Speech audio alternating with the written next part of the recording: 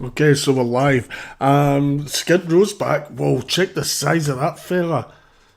Wait, is that a woman? No, it's a guy. Tough call. Don't know. But massive. That's not what we Okay, wanted. so we're live. Jesus, that's Skid Skid Row's Row's back. back. I I hate hate hearing my the voice. Sorry about that. The size of this fella, though, or woman. No, it's a fella. Look at the beard. There is a guy there. Who's cooking bread. It must be a charity thing, or he's making bread, and they're going to make some bread for the people here, which is great. This guy's got his food. I'll tell you what, though, the big fat one there, I don't know if they need any more bread. Maybe they should go on a low carb diet. Julian's here. Hi, Julian. He's saying Skid Row magnificent. Yep, absolutely. Best place. What we actually want to talk about tonight, we'll flip in and out of Skid Row as we love it down there. 2:36 p.m. on the West Coast. This is Los Angeles, the real Los Angeles, not the fake one from the movies. But what we're talking about, Julian's saying hello backlash and everyone, hope you're okay, all good. Hope you're okay, mate. Yes, I'm okay. What we're going to talk about is yesterday or last night, two police officers were shot. I believe they're both still alive at this point. Hopefully they'll be okay. They've been shot in Portland, and the question I'm asking, has it become acceptable to attack police officers? And sadly I think it has, but you tell me.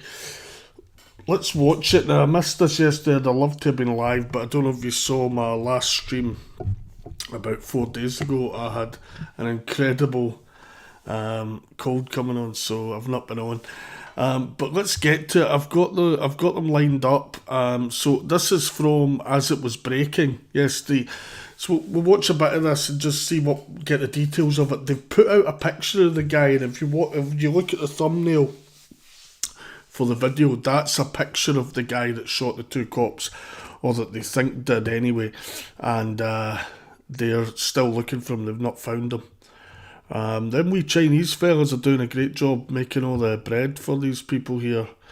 I tell you what, like, it always astounds me, Skid Row.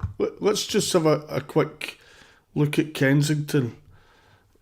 The difference, the stark realities of East Coast homelessness with the freezing cold in winter. But you don't see many fat homeless in the East Coast. You see a lot of hunchbacks in Philadelphia because of the crank, the trank even. I like saying crank though. Let's just we call it crank just for a laugh. Yeah, I think we'll call it crank. But when you look at your West Coast, LA, your LA homeless compared to your Philly homeless, it's just a different world. Like big asses, a lot of fat people. She's just a nurse that's working here, obviously. They have a drop-in centre where they take care of people. But even her as well, walking stick because she's so fat. Well, maybe it's because she's got another medical concern, but she's humongous. Do you take my point? Dressman, I've not seen Dressman. Julian's asking, where's Dressman in baggy trousers? Well, there's some baggy trousers, but different guy. I've never seen baggy trousers again. Hopefully we'll see him again. And Dressman seems to have been a one-off. Hopefully he's been taken back into the facility where he was living, because he looked kind of dangerous. He was just wearing all his normal clothes and he had shoved a dress on over them. It was pretty scary stuff. I was a bit scared for him, to be honest. Anyway, we'll check in Skid Row in a while. It's magnificent. I love it down here. But let's get into this story and see what it's all about, shall we? So two police officers were killed after responding to a call. A man called them saying he had been threatened with a knife. So let's see what's happened. The guy's still at large. This was streamed breaking news 17 hours ago, but it's still ongoing right now. And we will get to it. Hi David, how are you doing? David's here. How's it going? It's still there's also a press conference, but I'm keeping an eye out in case he gets caught in the meantime. Hopefully he gets caught while we're live. And if he's unselfish, just for our benefit, he'll get caught while we're live. That would be amazing. So this was live last night. I kind of thought they were going to give us some details, but there was a lot of cops down there.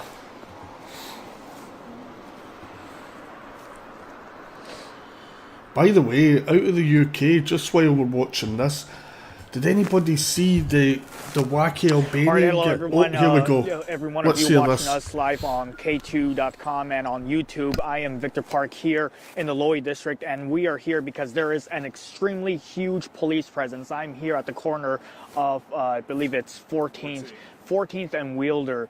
Let me show you what's happening right now. We see a lot of officers, more police coming through. Unmarked vehicles coming through here. We are seeing not just Portland Police, but also Transit Police and the Multnomah County Sheriff's Office. You can see these officers have these high-powered rifles on their hand.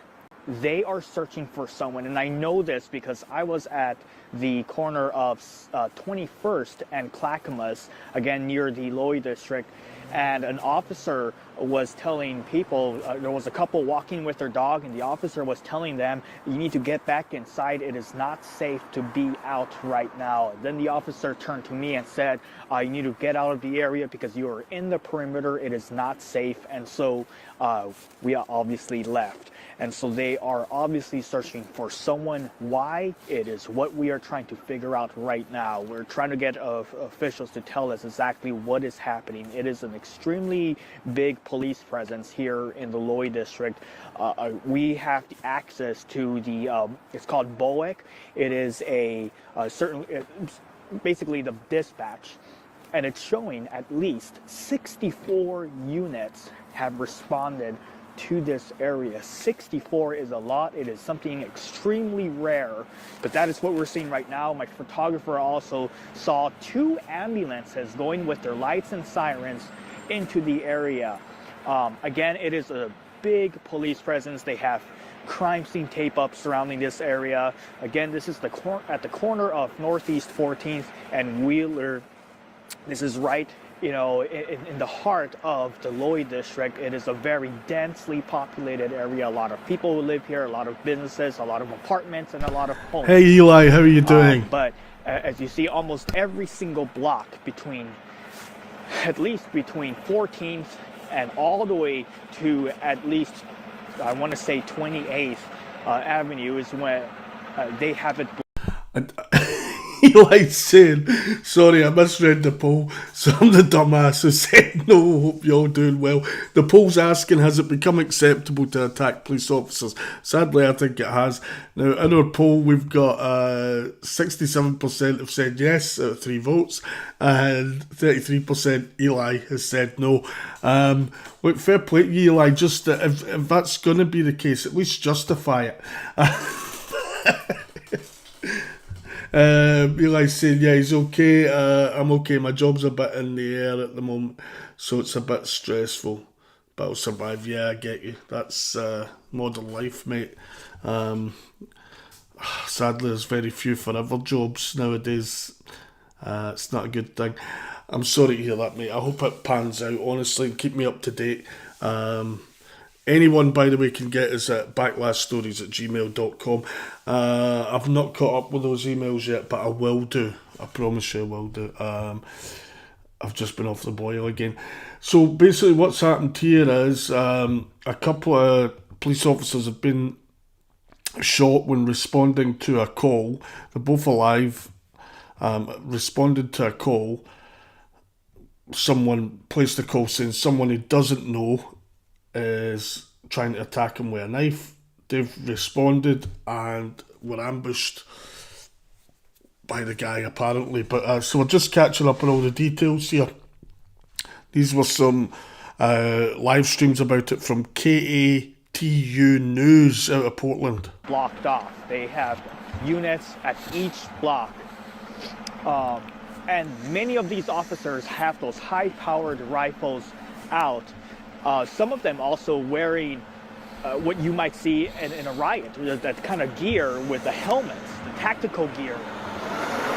If you're just joining us right now, there is this big police presence here in the Lloyd district. Again, we are at 14th and Wheeler, and they have several miles, I want to say, blocked off.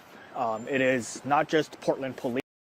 Oh, David's raised a much more important point than this story, even though the gunman's still at large. I'm joking about that, by the way.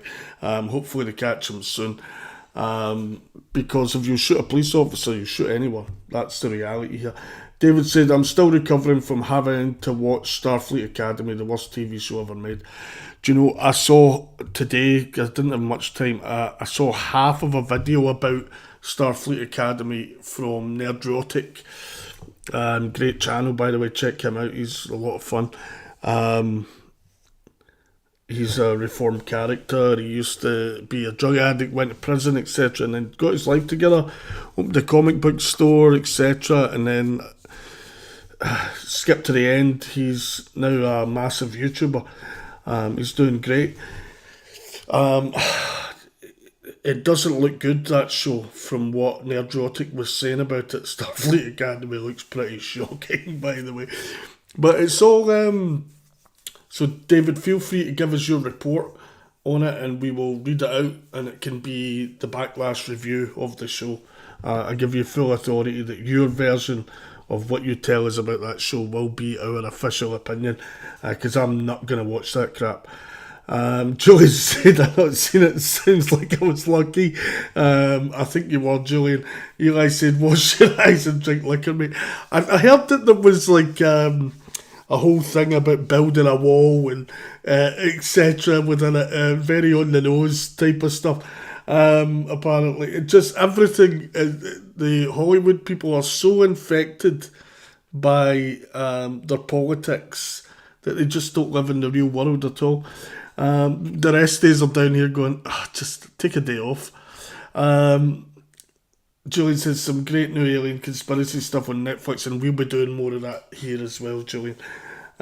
David says, I've been watching Nerdrotic for years, love the guy. Yeah, Nerdrotic's brilliant, what a guy, he's so cool. Even the way he talks, everything, he is a quality guy, and I love his channel. Julian says, yeah, liquor definitely does the trick, Eli. David said he put a Mr. Spock action figure on his stream and it got more views than the first episode. I heard about that. I meant to watch it because I wanted to support his efforts in that, but I never got the chance, I'm afraid. But yeah, and that begs the question, and it is for another stream, and we'll go to it then. But you know how we roll here. We just we talk about whatever comes up. But who are they making this stuff for? Now, they're making it for themselves. They're not making it for an actual audience. It used to be a left unsaid that Hollywood detested and looked down on the rest of us. But they used to at least not say it.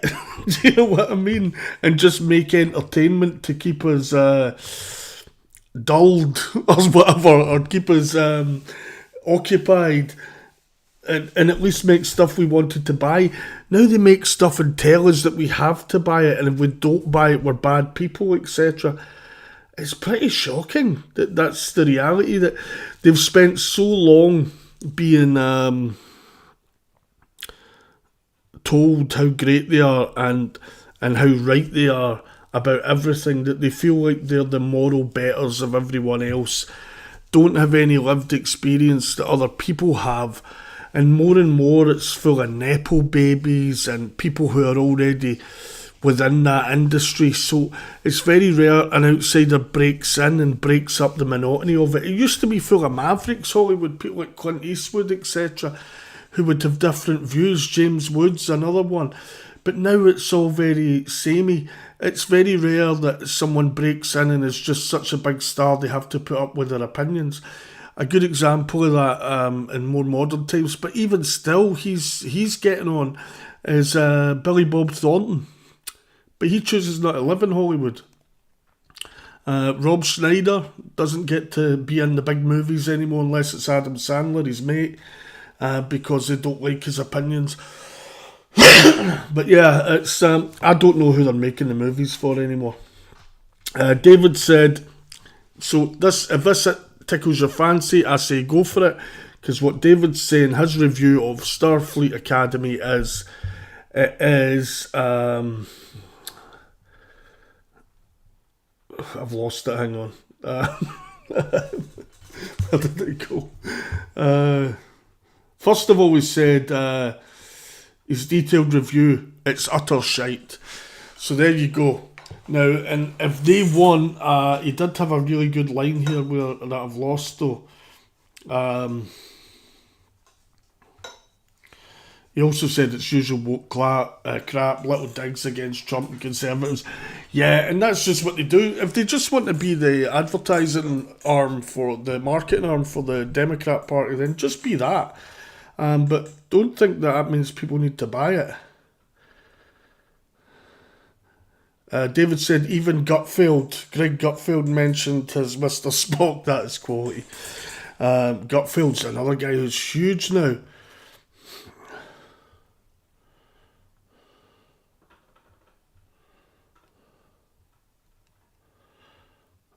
David has said it is Beverly Hills 90210 and Hogwarts in space.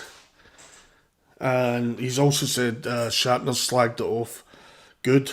That's putting him back up in my estimations. I'm a big Captain Kirk fan.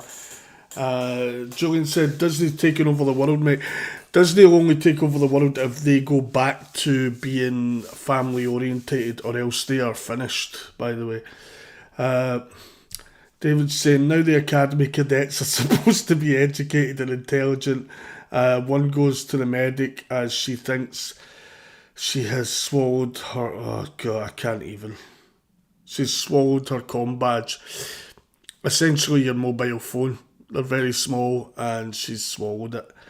And yeah, it's absolute nonsense. There's a gay Klingon who is a birdwatcher. Wow. Star Trek's fallen a long way. It's come a long way from the dizzy heights of being something that was actually good, a bit of escapism. The good thing was Star Trek used to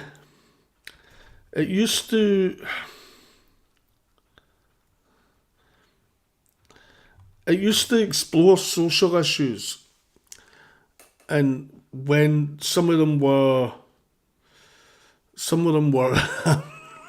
I'm laughing at what Eli just said, I'm sorry. And some of them were serious issues, like the colour barrier and things like that, when we had the civil rights movement, the original Star Trek. And that's fine. What happened was, once we, not solved, that's the wrong phrase, but once we had a handle on some of those issues, the problem you're then having is that some of these permanently offended people need to find something else to, protest about, or to be the thing.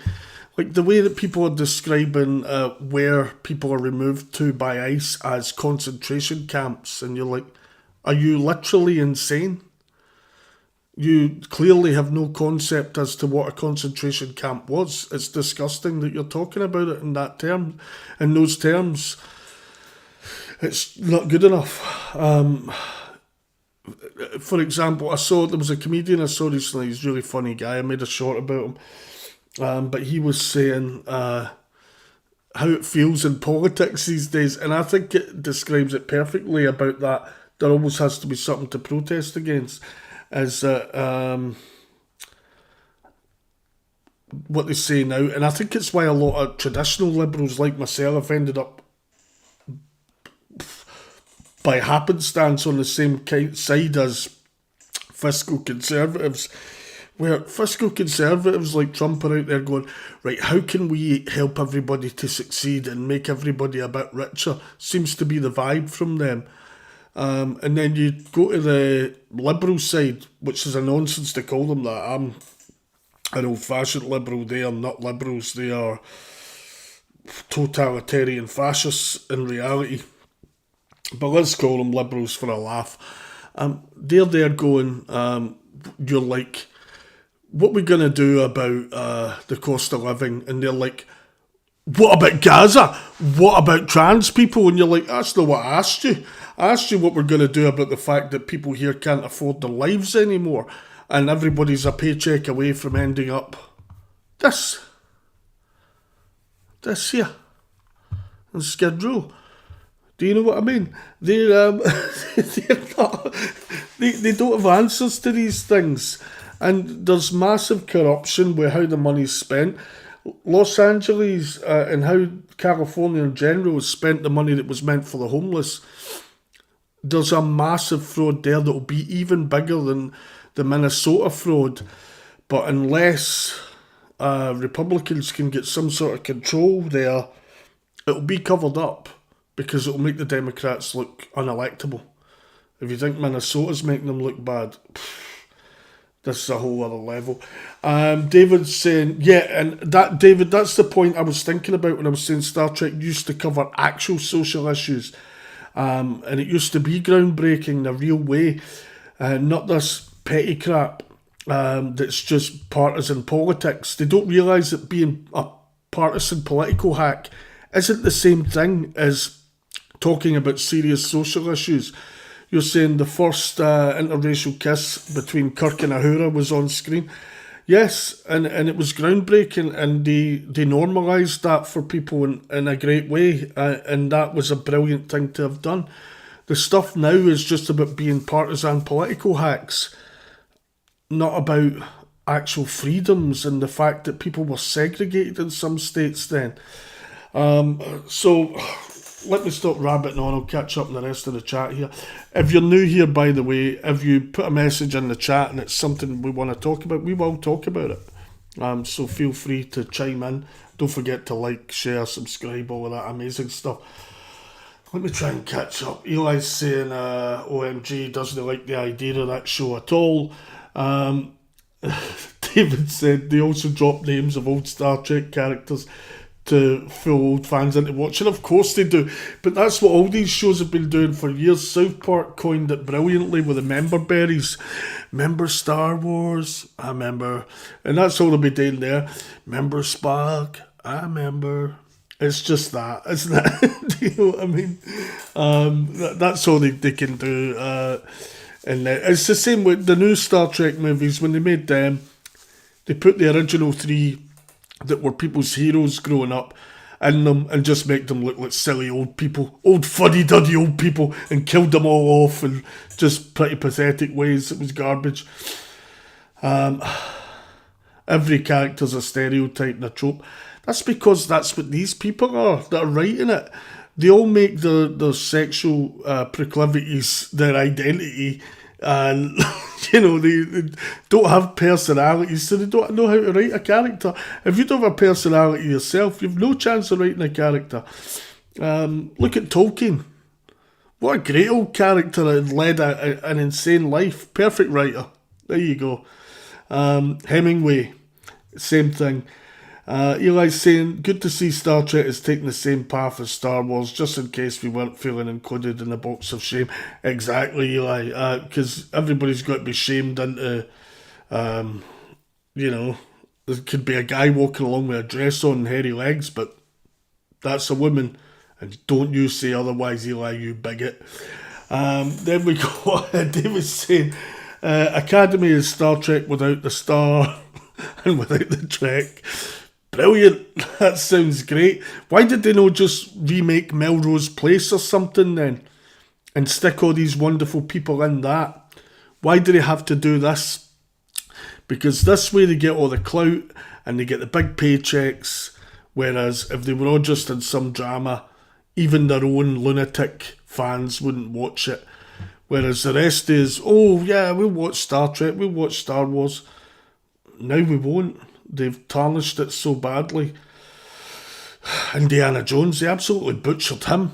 One of my heroes growing up, it's just, I'm waiting for the day that Batman, my biggest hero of all growing up, when I was a kid, fake hero, I mean. Like, a genuine, real world heroes as well. But Batman, I'm just waiting. They'll make the next Batman lame and gay as well, won't they? That's just how it'll go. I think the show is a tax write-off. Quite a lot of this stuff's become a tax write-off. But for it to be a tax write-off, what the company has to do, like Disney did with the Willow sequel that they made, to write it off for tax purposes, they have to get rid of it and not have it at all anymore. So if that happens, that's when you know. David said, cops in my city stole a Union flag from a teenage girl the other day. This is a change of subject, clearly. They allowed the terrorist supporters to fly their flags, though. What happened? Also, David has said separately, Google Klingon in a skirt. I really don't want to do that, David, but maybe I will later. They just ruined Lara Croft too. I've seen something about this in the background. Something's happening with Lara Croft. And I'm like, oh, I don't know. I don't know if I want to. I can't even look. I don't want to look because, and it's the same for all that stuff now. I've just written it off. I'm not watching it anymore. Tell you what, I just read though. The movie was half decent actually, but the book is so much better. Just talking about like fantasy stuff, if you like. I just read Abraham Lincoln Vampire Hunter. What a book. It is absolutely brilliant. I hadn't read it before, just read it. I thoroughly recommend it. It is amazing. And there is going to be a remake of Blake's 7. Fucking hell, it's not going to be good. David said, and Stargate. Yeah, but David, I remember previously you said that Stargate had a lot of potential, that a lot of the original people were involved. Eli said they better not mess with Batman. Eli, I completely agree. That'll be the line from me. That'll be, it's already the perfect world. The great thing about Batman is he's great in his stoicism, and he always tries to do the right thing. He always arrests these guys, no matter how bad a thing they've done. He'll always attempt to arrest them. But the thing that makes the Batman universe so rich and amazing is the villains. The villains are all great characters. They're written so well. I don't think any other superhero franchise, if you like, get the same, have went to the same level of character creation when it comes to the villains. Even the cartoon they made in the 90s, I've rewatched that. It's fantastic. Still holds up. It's great. I watched that first time round when I was a kid in the early 90s, and I tell you, it's quite dark. I don't know if it should have been for kids looking back, but it taught you a lot of moral lessons, which were pretty cool. But I loved the noirness to it and all of that. It was brilliant. But yeah, hands off of Batman, or it's backlash. It's backlash all over you. We will wall to wall name and shame the people on this channel. David said, what do you think of the BBC? Wait a minute, I'm trying to catch up. Julian said Batman is in their sights as well, I bet. I don't doubt it, Julian, I really don't. But there's new people at the head of Warner Brothers, so we'll see. What is Star Trek, the Fleet Academy on? Is it on Paramount? Why do I feel like it's on Paramount? I don't know. But Warner Brothers, I've got some hopes, but I don't know. The problem is, it doesn't matter if you bring in a new head that goes, we're not making the woke crap anymore. If everybody else who still works there is a woke lunatic, you're still going to get it, one way or another. Maybe via the back door. Oh, back door? No, I'm joking. I'm totally messing. David said, what do you think of the BBC moving to YouTube? I think they will try and force a license for YouTube access. They entirely will. They will try and get the money one way or another. One way or another, they want their money. They're like a loan shark. They want their money, and it's happening. It is disgusting. It has to end. Thing about the BBC is you get such a baked-in audience that you're going to get, if you're a big star on the BBC, you're going to get loads of other advertising deals and all of that. So frankly, when the BBC say we need to pay the stars more so we can compete, my opinion is you should be able to pay them less, and you should be able to say, listen, just by being here, you're going to make a fortune. That's what I think of that. David said Lara Croft is skinny ginger lass from Game of Thrones. Sean Bean's daughter in the show. Oh wait, she's pretty hot. She is, what do you call her? I've forgotten the name in the show. But she's, she is a good looking woman. She's in that category that all ginger women fall into. And it's not to be a bigot or discriminate here or anything, but ginger women are generally incredibly hot or ugly. That seems to be the rule. Sorry, ginger ladies, as a half a ginger myself, or a quarter, I don't know, but I've got some elements of gingerness in the beard and that. I don't have a beard right now, but it comes in a wee bit ginger, other than the white bits, etc. these days. But yeah, come on. Am I right about that? I think I'm right about that. Are the BBC going online? This isn't a good thing at all. I don't think it is a good thing. I think it'll be the death of terrestrial television in the United Kingdom, probably, because they're sort of holding it together. How much is a licence fee in 2026? No clue, David, or Julian will have to update us on that. Julian's saying, I paid £174.50. What a disgusting joke. Because I know you can get Disney with adverts for $5.99 or Netflix with ads for $5.99. And they want £174.50 a year. For what? What are they giving you specifically? They don't make shows for you, Julian. Or you, David. I know they don't. The reason I know they don't, you're here. David said, I haven't had a TV for over 40 years. Don't blame you. None of you you've got an enforced tax that you have to pay, or they'll give you a criminal record. Eli's saying, Jeepers, 180 a year to get pumped with ads.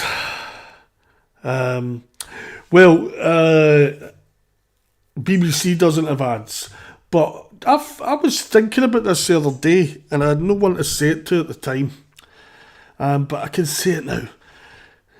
I see lots of BBC footage and videos and lives and things on YouTube, and I've even used some. We've used some here, but obviously I have premium for the benefit of the channel.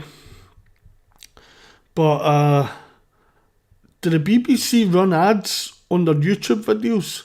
Because surely that goes against their mandate, that they shouldn't be doing that.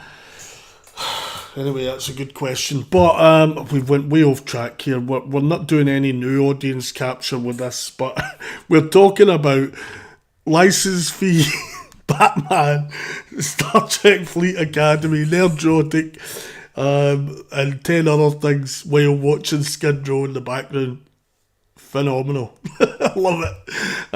That's what I love about I started trying to make the streams more organised, but then and having videos lined up and all that, but then I realised, well, if any of the peoples are there, we might just start chatting and we could be talking about anything, and we could end up watching something else. Julian says some license man was going to come round, and I didn't want my landlord getting pissed off, so I paid it. My advice to you would have been disconnect your aerial, put it in a drawer and say, I don't even watch television. I use this for YouTube, etc. But I get you. That's how they get people. That's what they do. They scare people into having to just pay it. They make it as hard as possible not to pay it, and then they have to just pay it. I've seen it happen. I know that's exactly how that goes. And I've heard in recent years it's getting worse because more and more people aren't paying for it.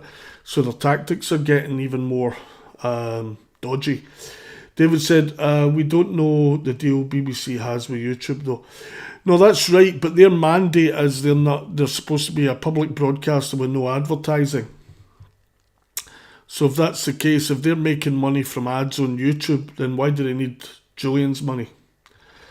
Eli says, we got Freeview in the early 2000s, but to watch it you had to buy the receiver box.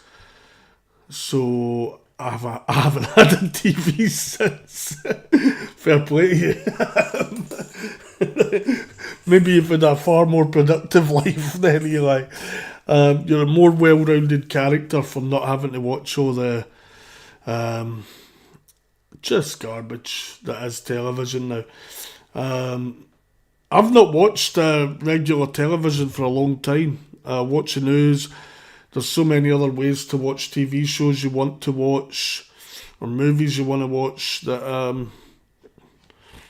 in a lot of ways it's just an outdated medium.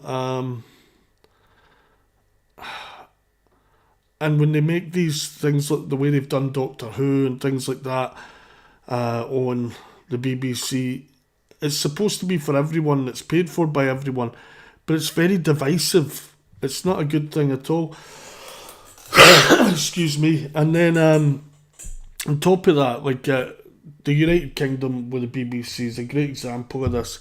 You're forced to pay for it, but then they decide what's newsworthy and what isn't, or how it's to be skewed and how it isn't. Even the football/soccer coverage with Gary Lineker, he's stepped down now, but he made millions, tens of millions, and then on top of that, more tens of millions from all the advertising deals because he had the platform of being the guy on the BBC. But then he thought it was okay to, in the rest of the time, lecture everyone on what they should think of immigration or what they should think of Gaza, etc. And you're like, well, Gaza was a good player, but nah, I'm joking. But you know what I mean? Like, shut up, Gary Lineker. Honestly, like, you became so wealthy and so within that bubble of rich people that he's forgotten how regular people have to live day to day. It's not good. Anyway, that's enough about Gary Lineker. Used to like him. David said they would, Julian said they would make more, like you say, by charging a tenner a month. Yeah, listen, if the BBC were charging $8.99 a month, and that got you everything, you could stream it even with ads, people would pay it. They wouldn't care. But that's too much. That's too much what they're charging there. That's disgusting. David said, I'm desperate for a licensed goon to visit me. If they do, please let us know, David, and we'll have a laugh about him. We'll entirely just destroy him and everything that he stands for right here on the channel. David's saying again, I have Amazon Prime, plenty on there, so do I. And the great thing with Amazon Prime, you have that and they deliver parcels for free. The BBC only doing that. You have Amazon Prime and you get free parcels. You never have to pay for your parcel delivery again. And you get to watch stuff. And it's still cheaper than the BBC. What's going on? How is that a thing? Do you know what I mean?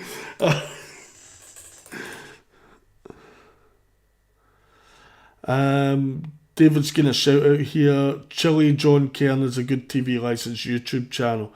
Check him out, Chili John Cairn, everybody. I didn't want to go Skid Row. Kicked out. Julian, if you were down there in Skid Row, and your name's up there, if you were down there in Skid Row, you could give us a wave. Do you know what I mean?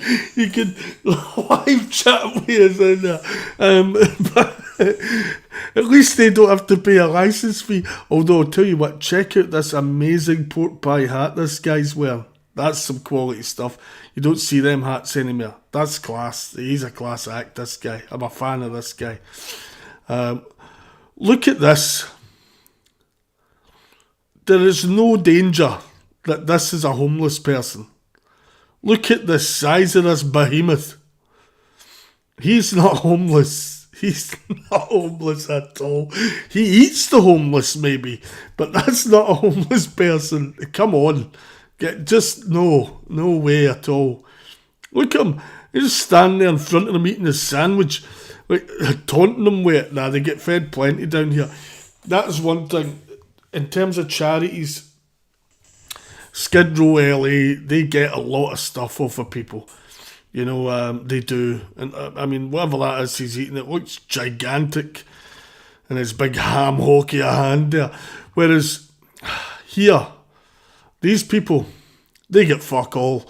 This is on the opposite coast, the East Coast. The police are here, but they get some stuff over people, but nothing in comparison, man. Honestly, it's like, that's East Coast people, and that is West Coast, well, LA, not West Coast, but LA homeless. But it's the same up and down the West Coast. See, go further up San Francisco and then leave the state and go into Seattle or Oregon. They get to run amok. Honestly, being homeless. And the East Coast, they don't take any crap off the homeless at all. Nobody there right now, but yeah, you can. I mean, Jesus, it's been snowing. Just the snow alone, you add that in and you're like, fucking hell, man, this is not good. It's not good times down here. Look at that. Some regular people coming and going and all that.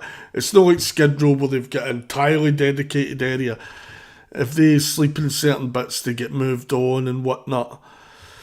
But it's a horror show in comparison. You look at this, I know it's horrific, but there's no comparison. Look at these. Compare this to this. Here's another guy. Nah, he's got like. He might be just a regular person, but I don't know. Nah, these are homeless people, but they're getting fed by this thing here today, but they're all living a dream. They are living a dream indeed. I'll catch up. What's Julian saying here? To free. David said, I don't want to go skid. No, right, we caught up on that one, right. David's saying, I want to go to a free Gaza protest with a Gaza flag. I think that's a great idea. And I think people should do that en masse. Just everyone. Get a load of flags with Gaza's face on it and go out and protest and call it a Gaza protest. They would go off their nut. They would not be happy with that. Gaza would love it. Julian said, there's a sign saying Julian and Skid Row. That's right, yeah. It's the street here. I've said this to you before. You better get a memory check. It says it's San Julian. St. Julian Street, basically. That's not the road they're on. It's the road that runs parallel to it, but it's still part of Skid Row area. But yeah, it's got... that's always there when we've got Skid Row up. It's been a while since we had Skid Row up, though, actually, isn't it? Julian said it's my calling. No, you stay away from there, man. You've got it. You're all right. You'll be fine. You've already paid your TV license now, so you might as well watch the telly. Do you know what I mean? Eli says, I got a question for you, Backlash. Are you pro or anti-America taking Greenland? And I extend this question to you all. Before I answer, David is saying Greenland has some good natural resources, I think. Oh, Eli, this is a great question. Where do I stand on Trump taking Greenland? It would be America taking Greenland. So I've said it wrong, you said it right. America taking Greenland. Well, I've got a couple of opinions on it, but I'll give you the short version in a minute. We'll do the long version first. In the long version, how do I feel about America taking Greenland? First thing I would say is, throughout the history of the world, this would be seen as a normal run-of-the-mill thing that might happen in geopolitics. The one country will annex another bit or buy it or whatever, and that was a norm that happened. It's only after World War II we made a decision of going, we have a new normal now, everything's like this now, and no more changing borders and all that. Except we decided there was to be exemptions to that everywhere. For example, lots of African countries chopping and changing. China building islands in the middle of the South China Sea to take more land. Russia taking bits of other countries. So it only really applies to the goodies, if you like, the Western democracies, this rule. That's one thing. Another thing I'll say is the Chagos Islands thing that's involved the UK and the US. Now, apparently, according to UN law, they decided in court that the Chagos Islands belong to Mauritius, a country near them. And under international law, again, a load of garbage, unenforceable garbage, the United Kingdom has to give them up. So the United Kingdom's been cutting about, and principally the Prime Minister there, Keir Starmer, going around saying, yep, we have to give it back, it's international law, it's not even near us, it's near them, etc. Even though the people in Chagos said, we don't want to be part of Mauritius, we want to stay part of the United Kingdom.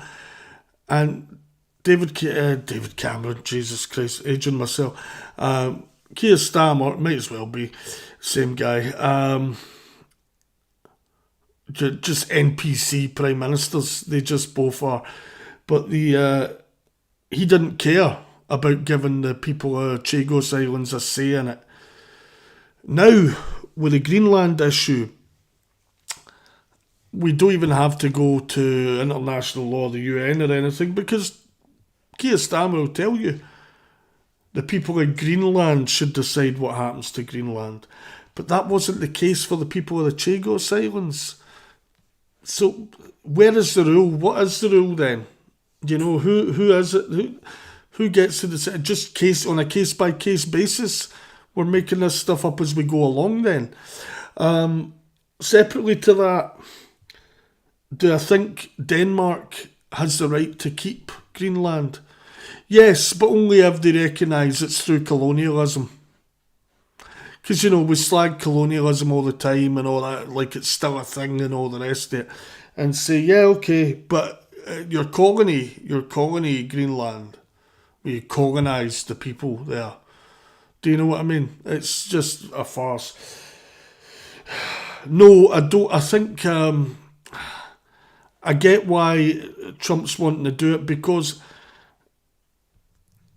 the United States, under this administration, has oversaw in the Western world the growing wake-up call people have had, where they can see Europe especially, but the United States as well, is starting to crumble under the weight of people coming in.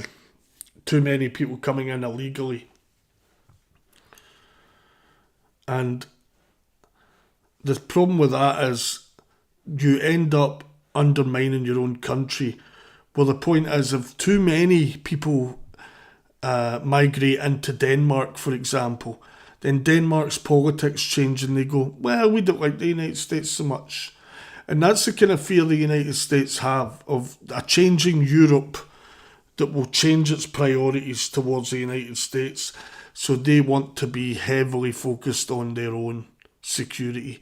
If I'm the United States, I thoroughly would get on board with wanting Greenland. If I'm Denmark, I would give it up either way.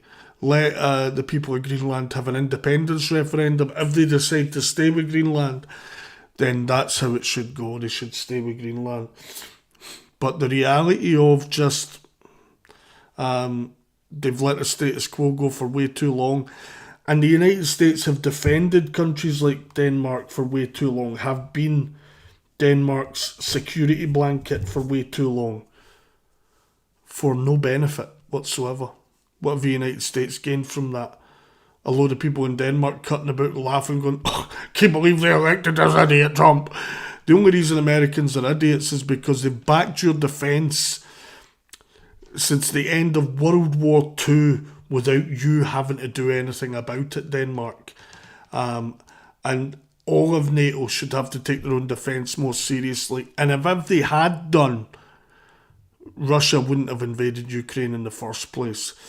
And by the way, this extending NATO to every country in Europe virtually, other than Russia, how did you expect Russia to react to that? That's like you go to a party and everybody in the party goes to a separate room and said you're not allowed to come in it. What do you think they're doing in there?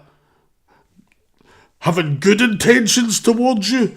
No, it's not good enough. I think NATO being the original 12 over Western Europe was enough, and it was already going to be the most powerful alliance in the history of the world, and it could be cohesive in that format. This format, countries will... If Russia invaded Poland tomorrow, let me tell you this, I reckon about half of the NATO countries would immediately leave NATO so they didn't have to take any action. The countries that be left carrying the can would be United Kingdom, Germany, the United States and France, maybe Spain, maybe Italy. Everybody else in it, other than countries, say, similar to Poland, where they go, well, we're next if we don't act. But say Spain was invaded by a powerful Morocco, for example. How many of those Eastern European countries would want to be involved if they thought Morocco were powerful enough to then come and get them next? Nah, they would.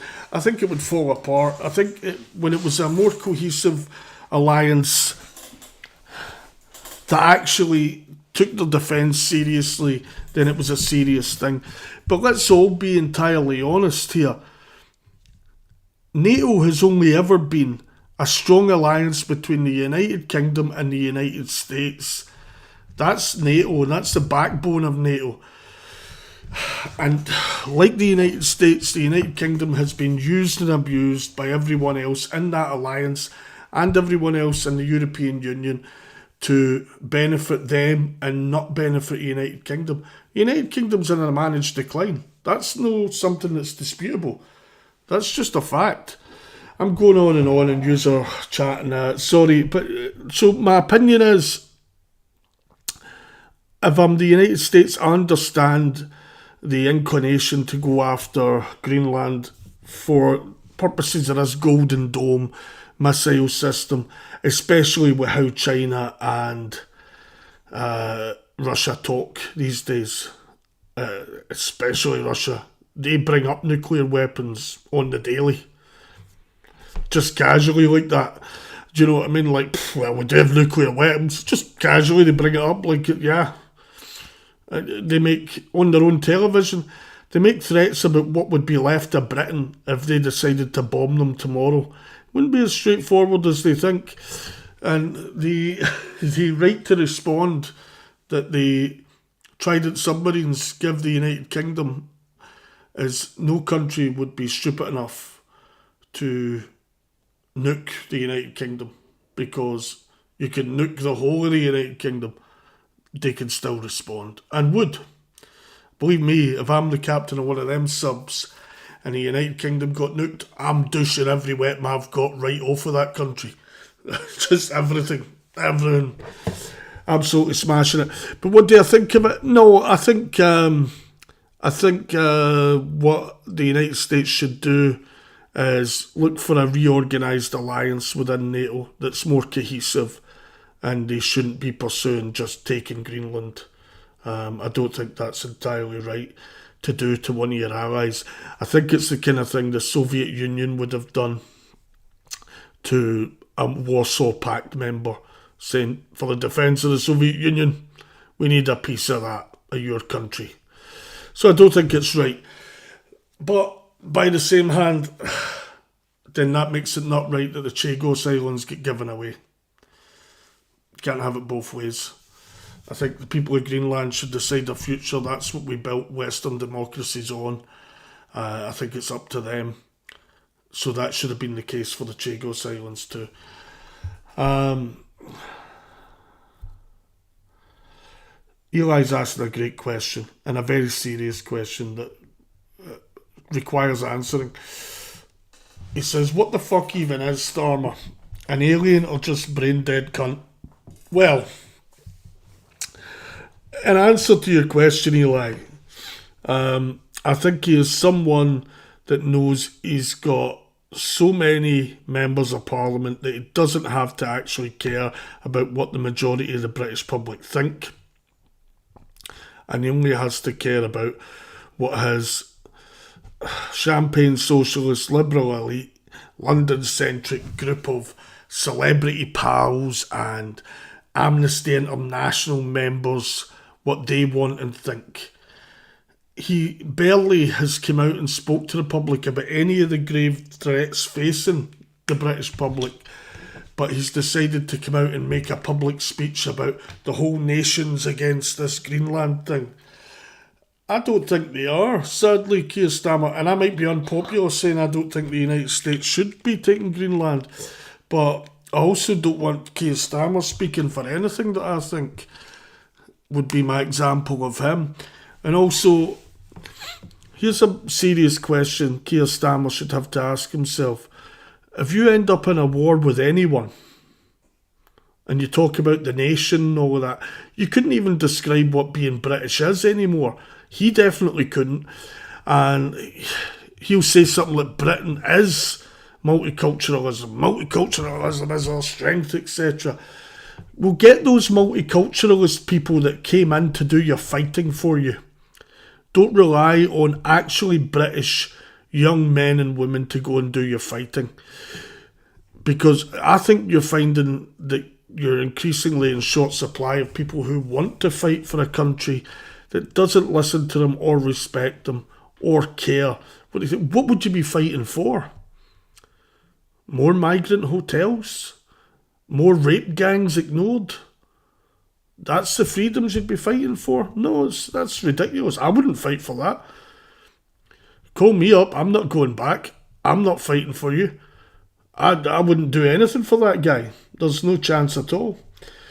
Eli, my short version is no, I don't think the United States should be taking Greenland, but I think they should outright hold Denmark responsible and go, I've had enough of this NATO carry on. You want to be our ally? Here's what we need to happen in Greenland, and it best happen post haste. Get it done. You've done fuck all for your own defence for years. Do this. This is what we need. We need control of this section of Greenland so that we can keep out them. Do that. Guantanamo Bay style with Cuba. We need that base. This is happening. Shut up about it. That's all they really need to do. Denmark have to go to the United States and go, you want to do your Golden Dome missile defence system? Okay, how much do you need? We'll give you this section, total control of that bit of land there. You can put your missiles and your personnel on it, batter in. It'll be great for the Greenland economy. By the way, the Greenland economy is massively supported by the US military personnel that are already there. That's another thing that Denmark's ignoring in all of this. Let me try and catch up. Sorry if the revelation that I wouldn't fight for Keir Starmer's government or a multiculturalist government shocks anyone. It's just a fact. There's no chance that is happening. Get an actual grip of yourself. I believe in the Dream of Albion. I believe in the United Kingdom. It's so close to my heart. Scotland, the Union, the Act of Union 300 plus years ago meant that the United Kingdom took over the world and were never invaded again. Not by the Nazis, not by Napoleon, no one after the Act of Union. To what it's, the end result is this. What are they doing? When people say they need to take their country back, this is what they mean. It's only Keir Starmer and that group of people. They're in the Conservative Party as well, and they're in the Lib Dems as well. There's a group within them that know they're being disingenuous, or they just haven't spoke to anyone who'll say, that's racism. No, it's not. It's got nothing to do with that at all. It's got nothing to do with that. If you've got people within your country that say they actively hate your country and say there's no way they would fight for it, but you've to fight for it to protect them, try fucking all the way off. That's not good enough. Julian's saying, worst PM ever. Yeah, but he's part of a, it's a close run thing. Rishi Sunak, David Cameron, all these people, they sold the dream of the United Kingdom down the river, and it's been happening all over the Western world, but nowhere more so than the United Kingdom. They have been absolutely sold a bill of goods by various governments, and all those governments ever, like for example on illegal immigration, will reduce the numbers. Every government said it, none of them have done it. It's increased with every single government. And then on top of that, that's not a good enough promise. If I was in the United Kingdom, my advice to you is this. Vote for someone that says we will stop illegal immigration and reverse it. And we will extremely limit to the tens of thousands legal migration annually. That's where the crisis has got to, where it's so overloaded it needs an extreme take like that. That's not some fascist thing, it's just responsible fiscal management of your country. And by the way, talk to any community in the United Kingdom from any background. I don't mean the fancy rich people, I mean regular people from any colour or any cultural background. Most of them, not all of them, some of them have ideological reasons why they want more of the same as them and for religious reasons. But the vast majority will say to you, let's not let anyone else in. People that just got here will say to you, let's not let anyone else in. That's true all over the Western world, by the way. And that's the people that just got here are saying it. Go ask them, I promise you. Let me in, but that's it. That's how they're behaving about it. It's like getting into the lifeboat. They don't want anyone else in. So to answer that question of what the fuck even is Starmer, an alien or just a brain dead cunt? He is just a mercenary scumbag that has all these ideals that don't apply in the real world to his own people. He has got no sympathy for his own people.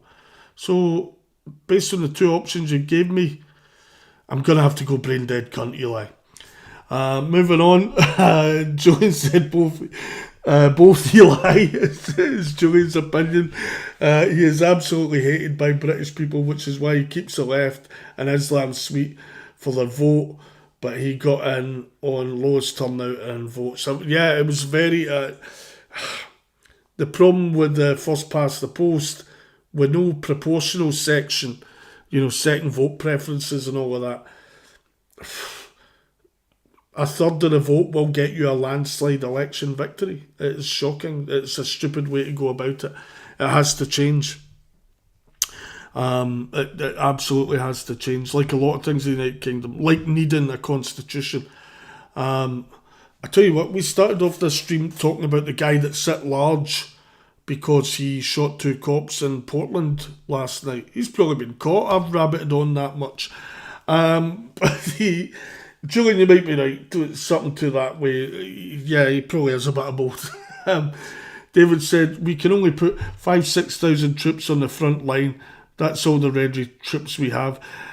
And frankly, an army size of is it less than 250,000 in total now for the United Kingdom, and imagine they had to do a conscription tomorrow to face down Russia. Who's going? With all the pro-Gaza people out there acting like they're militant, acting like they're ready to fight, would they actually go? Seriously doubt it. Julie said New Zealand and Canada would back the UK with your cousin. Yeah, I totally agree. New Zealand, Canada, Australia. I think if New Zealand, Canada, Australia and the United Kingdom, all under the banner of the Western world, could just have a military alliance of their own, it would be the second most powerful military in the world after the United States, because you'd have enough of the manpower issues. So I'm being distracted by this. Are you seeing this? What is this? What is happening here? She is legit insane. Is he singing or I don't know. She's insane. But truly insane. Honestly, I think let the rest of the EU have their own military alliance. Let the United Kingdom, Canada, New Zealand, and Australia get together and make an alliance, and let the United States do their own thing. And those three big blocks would be pretty powerful anyway, and would probably all work together. But Eli's saying, good answer. It's a hot potato for sure. I don't think he's talking about the Alien versus Brain Dead Cunt debate over Keir Starmer. I think he's talking about, I need to stop swearing on the channel, but I was going for shock value and hilarity. But he's talking about the Trump Greenland thing, and yeah, I appreciate that. I have thought about it, and yeah, I'm not blindly follow anyone, but it's a tough one. It's a tough one because that's why I had to give some caveats that. Well, get your finger out, Denmark. What Denmark is doing here with us, Greenland, because of maps, people say it's not as big as I think it is, but it is huge. Yeah. Biggest island in the world, because Australia doesn't count, it's a continent. But here's the thing. Denmark are getting to hold on to overseas possessions like one as valuable as Greenland. Yeah, think about that. Yeah, the United Kingdom after World War II had to give up all its overseas possessions, virtually, all the big ones, because couldn't afford it anymore and couldn't afford to defend them. Denmark weren't put in that position with Greenland, even though their country was taken within a few hours by the Nazis.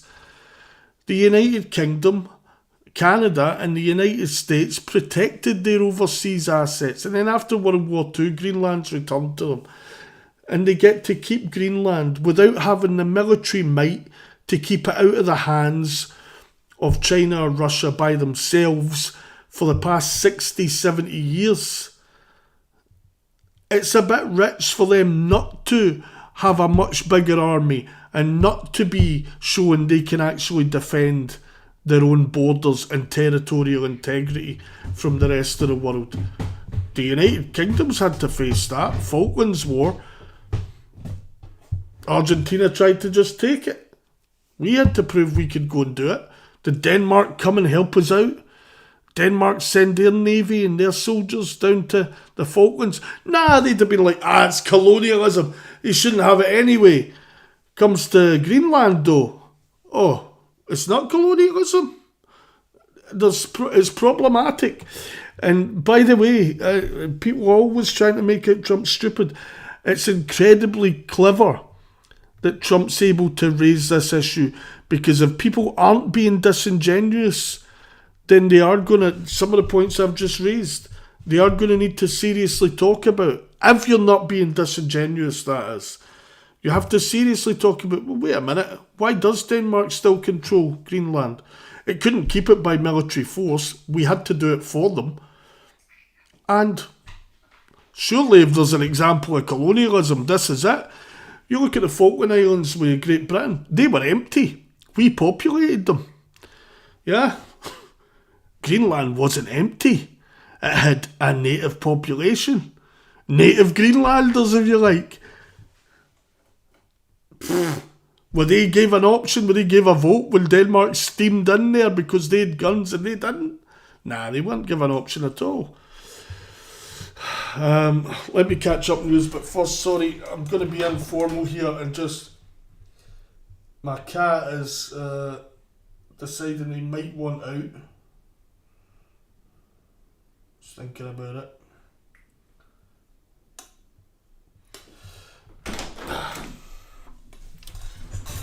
Sorry, because it's just us, I thought it'd be a bit less formal.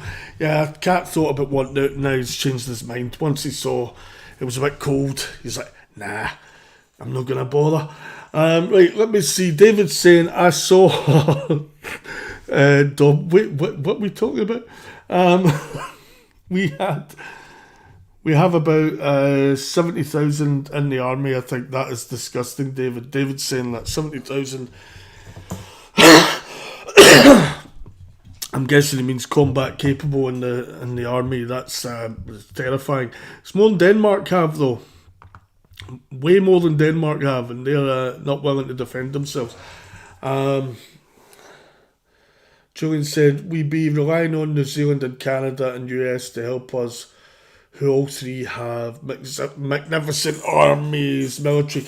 Yes, to some degree. But what I would say is, equipment-wise and things like that, New Zealand, Canada, even Australia, in a lot of ways rely on the US and the UK to back them. And quite rightfully so, because China is terrifying. Eli's saying, 2 for 2. Starmer reminds me of the guy who gets to lead Russia when Stalin dies from the movie The Death of Stalin.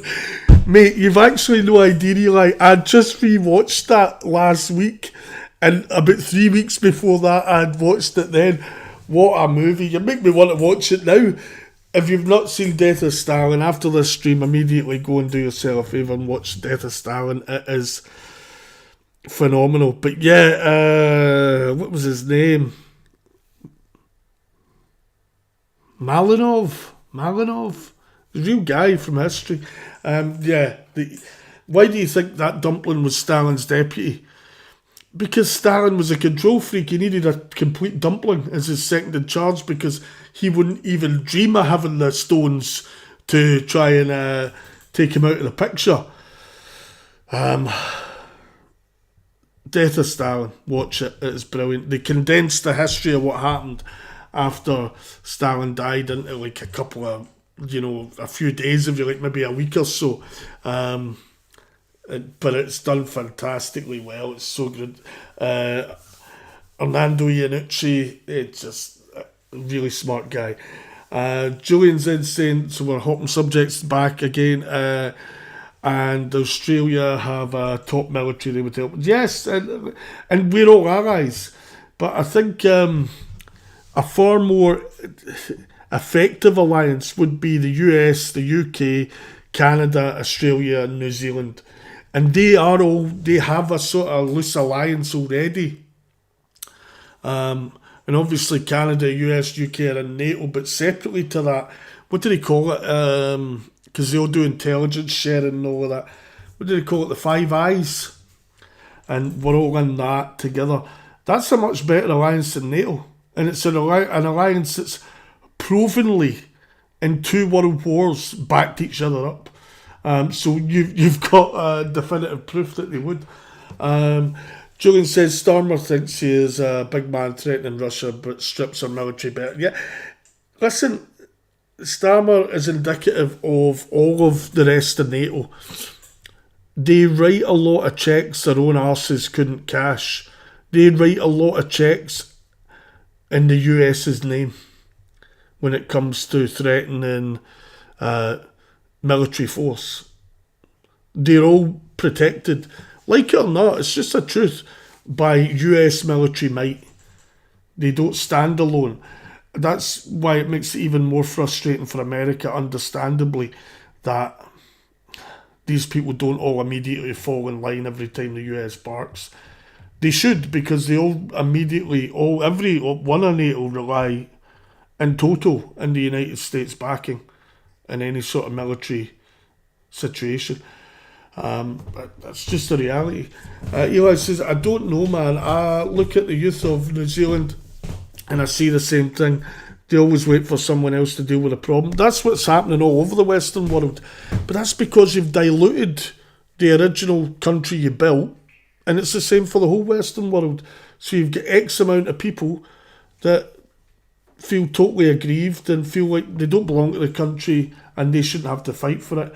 Which then means the people that are seen as the traditional ones that will fight for it are going, well, who am I fighting for? If I fight for them that won't fight for the country or hate the country? But they've to get all the same benefits I've to get of being a part of this country. More in a lot of cases. You're going to need to sell the idea of why we should fight to people. You really are. We all complain about China. No one more so than me. But here's what China does do for its own people. They don't allow mass migration. Just not a thing. Just not gonna happen. Never gonna happen. Even if they took over the world, wouldn't happen. Eli's saying Canada and New Zealand are still very aligned with England. Australia is leaning more to the US for military, but they would still get involved in defending England, entirely so, and it would be the case all round. I'll tell you right now, if someone attacked New Zealand, Canada, the US, Australia, or England, as you're saying, but the United Kingdom, all of Great Britain, if someone attacks any of them, I will sign up immediately. I'll defend those countries. In a foreign war, to get me to go and do that, just now, Keir Starmer couldn't get me to do that. Not for $1 million. David said, and that's a very good point, Denmark has national service, so everyone is capable and trained. Absolutely. And I think if the core Western countries, United States, United Kingdom, New Zealand, Australia, Canada, the British countries, if you like, if they all still had national service, we wouldn't see half the problems, and I think they should have. I was close then. David said it's Georgie Malenkov, that's him. I was close, I got it pretty close, but I did just watch it recently, so I should have got I should have got it. Eli's saying, yeah, it's a fantastic movie, it's brilliant, I absolutely adore it, it is amazing. Some of the scenes are just, it's so... The guy that plays Beria is hilarious, he does it so well, and he's so horrible, but he's so funny, and everything about it. Zurkov is brilliant. The way he walks in, his quality, they're all great. Just fantastic movie. Eli says 5 Eyes is why New Zealand got internet. Yeah, 5 Eyes. 5 Eyes is a great thing, and it limits Chinese bullying when it comes to communications. Julian's saying it would be a magnificent fighting force. Yeah, it would. If the originals, if you like, US, Canada, Australia, New Zealand, Great Britain, and they are allies. But if it was a named alliance in and of itself, I think it's far more terrifying to and would give opponents more pause than NATO does, to be honest. NATO's a very political beast in reality, and just a way of basically European countries getting to use the force of American power to throw their weight around.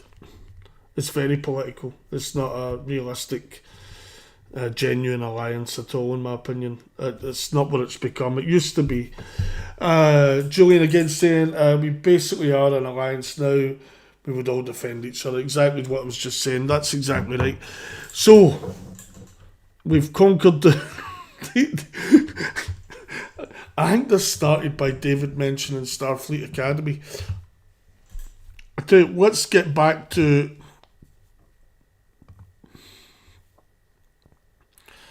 this, because they're looking for this guy actively, and then I'm going to see if he's been apprehended yet in the interim while we were... So we take the one. Oh, somebody boning fish. Doing a good job yet. While we were gabbing, maybe they've caught the guy, but there's a guy shot 2 cops in Portland, like we were talking about at the start. And I did want to check this out. So, but what a chat, mate. That was brilliant. Loved it. But let's check this out and see, because me and Eli, I know, have been looking for a new investigation, and I'm sure I can speak for Julian on this as well, since the DC bomber, when we were looking for him. So maybe this guy will be the new DC bomber, I don't know. But I wonder if it was anything to do with the protests in Portland, like, you know, if he's disgruntled about that. It seems doubtful, because the Portland PD don't do anything about the protesters. If anything, they help them. Like, go get them sandwiches and whatnot. I don't think they do that, but you get my point. And Eli says, yeah, full circle. What shoes has he got? I bet he's an Adidas kind of guy. He might be. The last one was Nikes, so maybe this is the Adidas killer. The cops haven't died, but we'll call him the Adidas killer just for laughs. Let's see what they say. Here we go.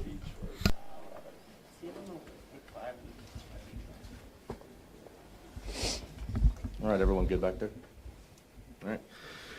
Good afternoon. Thanks for joining us. I am Mike Benner, Public Information Manager here at the Portland Police Bureau. We are, of course, here to discuss the events of last night where two of our officers were shot while on duty. I can share that at 8:21 last night, officers assigned to our North Precinct responded to the area of Northeast 21st Avenue and Northeast Clackamas Street. The caller who contacted 911 reported that a man he did not know had threatened him with a knife. Officers arrived and located the suspect on Northeast Clackamas Street between Northeast 16th Avenue and Northeast 17th Avenue. Sometime during this encounter, the suspect fired shots at the officers, striking both of them. The officers were transported to the hospital by ambulance. I can share that one officer sustained 2 gunshot wounds and the other sustained 1. The suspect fled on foot, and additional officers immediately set up a perimeter. As you know by now, a large-scale search followed, hours-long search, mind you, with our Special Emergency Reaction Team, Crisis Negotiation Team, and Air Support Unit. We used our Unmanned Aircraft Systems Unit, also known as drones, as well as a canine, but we were unable to locate the suspect and suspended the search early this morning. We did release a photo of the suspect. Here are 2 images right here. He appears to be a white male in his mid-30s with facial hair. He was wearing a black baseball cap, black jacket, over a gray hooded sweatshirt. He had black pants and black shoes. He was also seen with a black backpack. We have received numerous tips from the public and want to thank everyone for their assistance. If you live in this area, we ask that you check your security cameras if you have not been contacted by police yet. And once again, please email any tips to crimetips@police.portlandoregon.gov. And now I'd like to introduce Deputy Chief Chris Jovic. Chris spelled C-H-R-I-S and Jovic spelled G-J-O-V-I-K. Deputy Chief. Thanks, Mike. Good afternoon. Last night, 2 of our officers were shot while doing the work they swore an oath to do, protect others, even at great personal risk. Both of the injured officers were incredibly fortunate. 1 inch can make all the difference when you're dealing with gunshot wounds, and the outcome could have been far worse for the injured officers. It's a moment that shakes our police family to its core. It's a reminder that beyond this uniform and badge are human beings. Our officers are parents, spouses, sons and daughters, and friends within our community. They have active and meaningful lives and people who support and love them. We are beyond grateful that both officers remain in stable condition this afternoon. We are keeping them and their loved ones close to our hearts. No one should face gunfire simply for showing up to serve.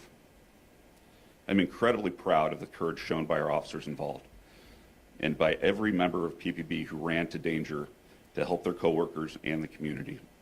Their bravery reflects the very best of our profession.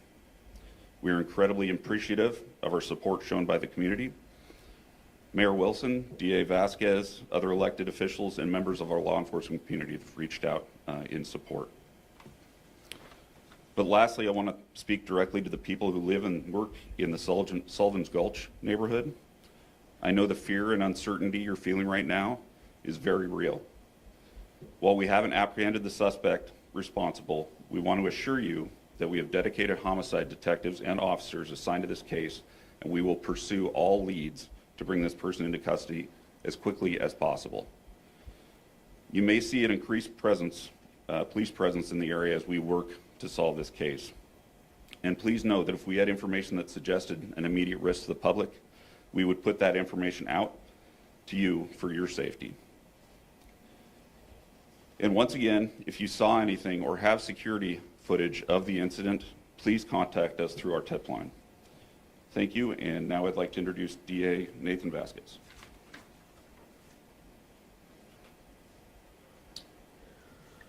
Well, thank you for coming today. And first, I want to say that my thoughts are first and foremost with the two officers who were shot in the line of duty.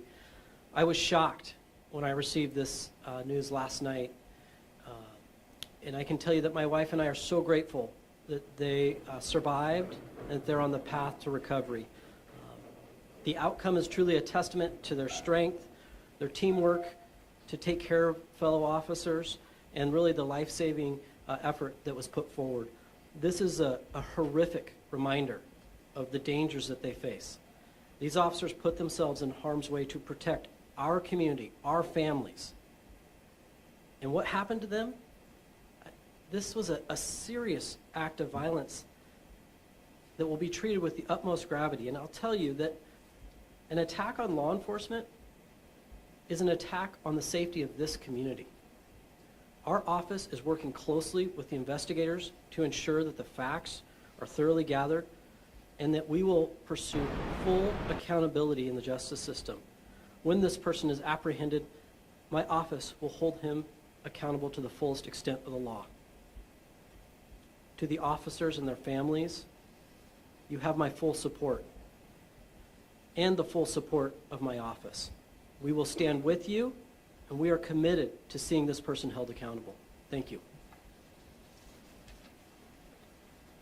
Thank you, DA Vasquez.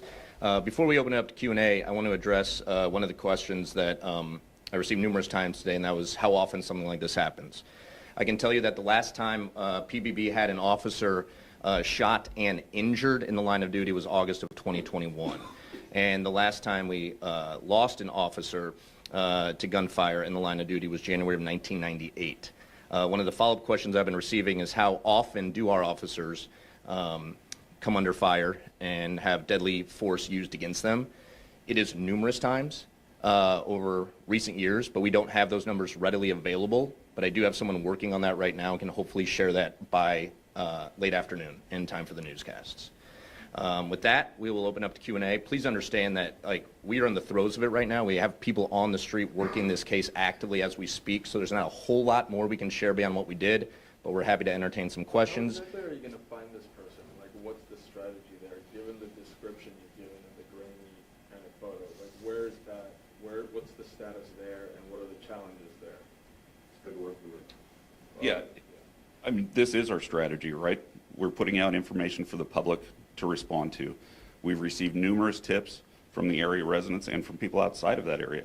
So we're following up on all of those tips, hoping we can garner more information, more video footage, and bring this to arrest.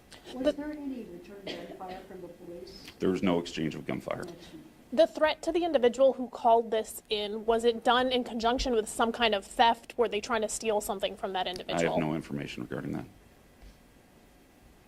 Are you able to go more into the officer's specific condition and also where they were shot for specifics on the injury? No, I'm not going to share that. They're crime victims at this point, and we're treating them as such. Are they speaking? Have either of them been released from the hospital at this time? They're both in stable condition at the hospital right now. Was there any indication when you arrived at the scene that this individual was armed with a firearm? No, there was no indication of that. Can you share how many officers responded to the scene initially and what precincts they were assigned to? The members were assigned to North Precinct. Throughout the entire event, it was a citywide response. So when the officers arrived, was there any exchange of words? Like, was there any communication between this individual and the officers? What was said? I don't know specifically what is said. I've not viewed the body camera footage. That is all being handled by detectives, and these people are in, medical distress at this point, so they have not been able to be interviewed. Last night, Chief Day said that the gunfire happened pretty immediately after they made contact with this suspect. Do you know how much time lapsed between when they made contact with him and when gunfire? I don't have an exact time. Sorry. Obviously, this is body camera stills, right? Mm-hmm. How essential is body camera in this investigation right now? It's somewhat new to the department. Yeah, over the last year and a half, we've had our body cameras, and this is going to be incredibly important to closing this case. Do you have other surveillance from the area that you're? We're taking in all tips right now, and we're following up on all of them. I don't have a specific number of surveillance cameras that we have. Yeah. Do you plan to release the video as well so that folks can get a better idea of who this suspect might be? Yeah, this is an interesting case, right? These are two police officers that are victims of a very heinous crime, right? So we have to respect their privacy as well. So I imagine we will distribute the body cam footage when it's appropriate to do so. Are we still calling this suspect armed and dangerous? And if so, are there any messages to the people in that community? I spoke with people today that said they're still feeling fearful. So what's the language we're using? I think I'll refer back to my previous statement that, yeah, I mean, there's no reason to think that this person doesn't still have a gun or a knife, right? If we have any specific articulable information that shows a risk to the public, we will get that information out as soon as we have it. Does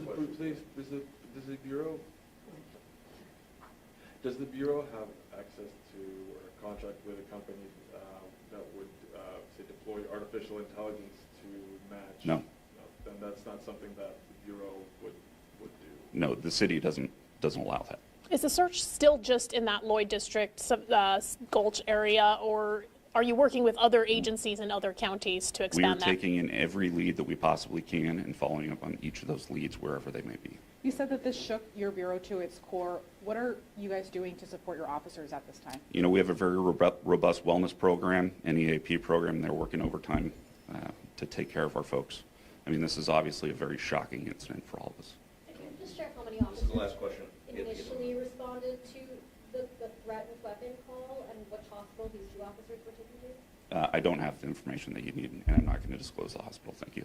All right. Thank you, everyone. As I shared, I will do my very best to get you those numbers via email later this afternoon in time for your newscast. Appreciate you being here, and thank you for understanding the gravity of the situation. Thanks.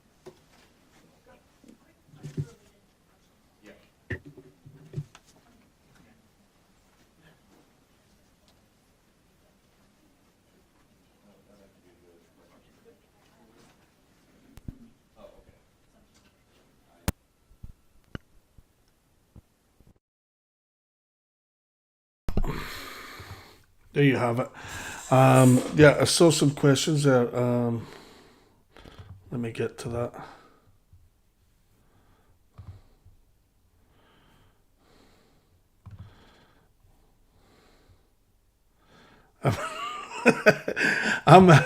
What I'm doing is I'm just logging in.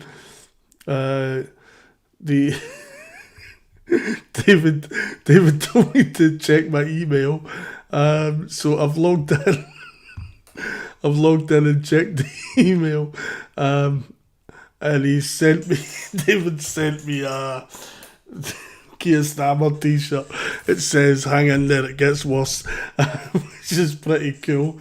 Yeah, so confirmation David email works. Please feel free to email anytime.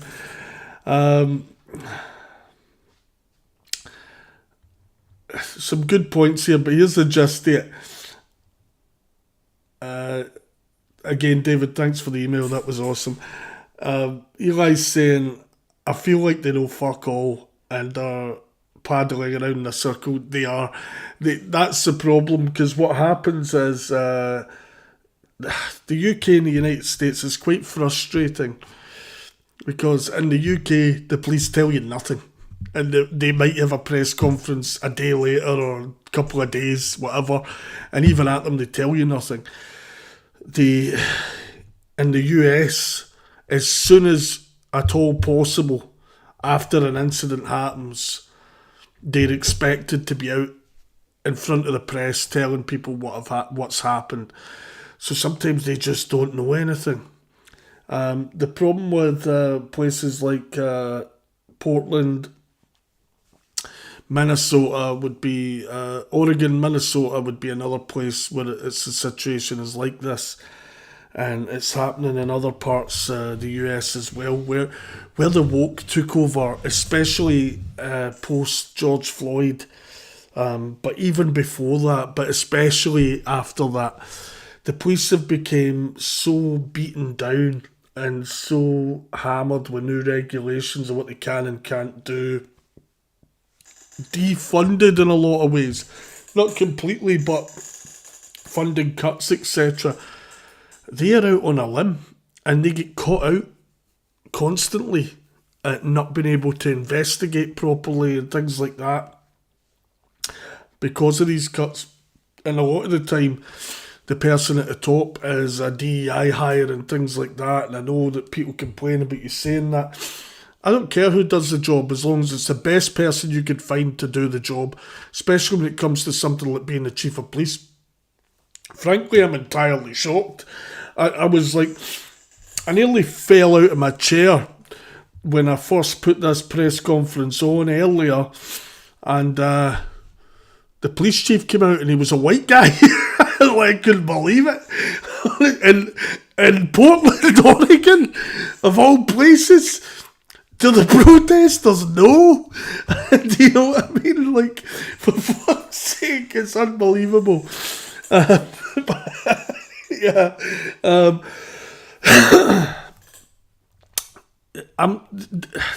I saw the comment on here, I don't know who said it, but it shocked me as well. Like, there's no footage.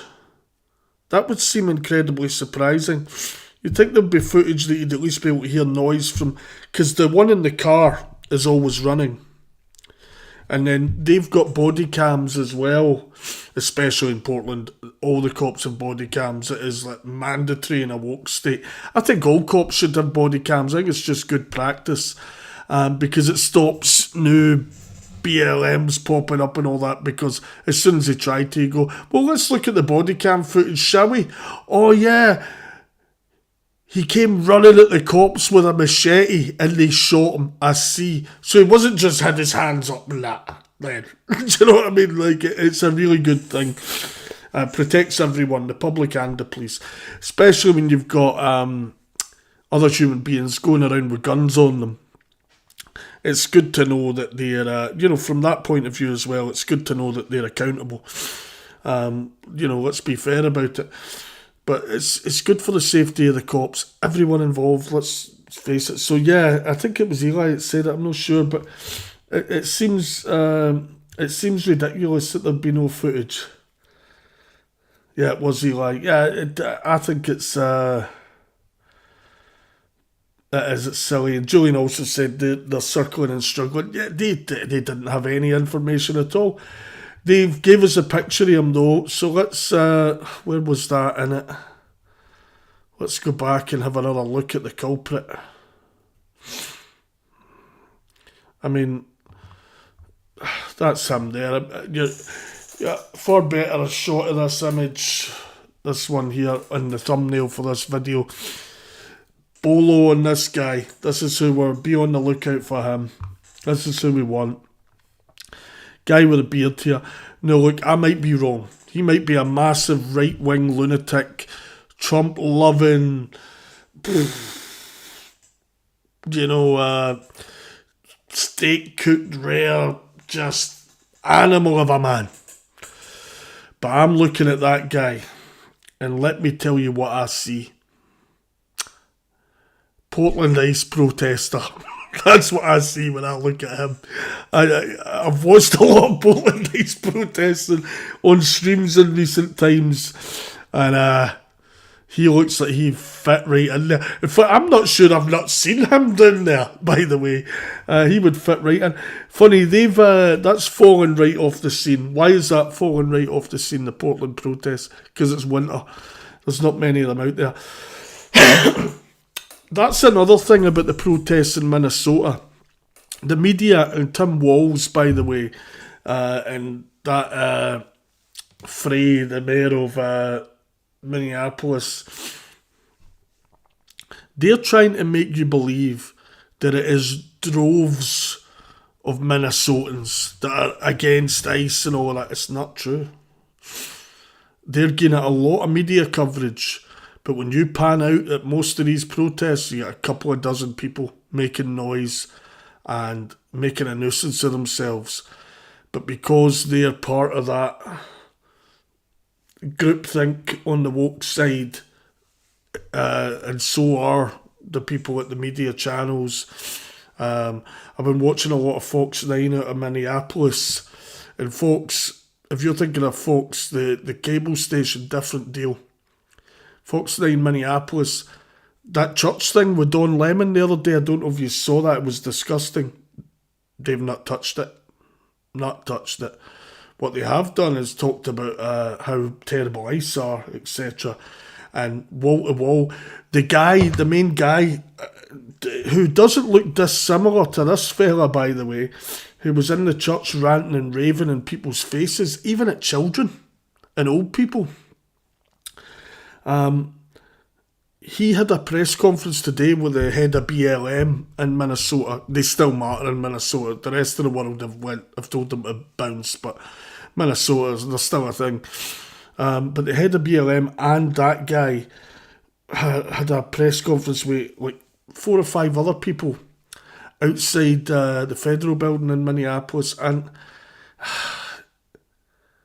they got wall-to-wall coverage from the news there, even though, again, there was about a dozen of them there all in, and 6 of them spoke, and they acted like it's a big deal, it's a big thing. It makes me feel like they're trying to encourage supporters of this to join, rather than like a recruitment drive, rather than anybody actually being interested in it.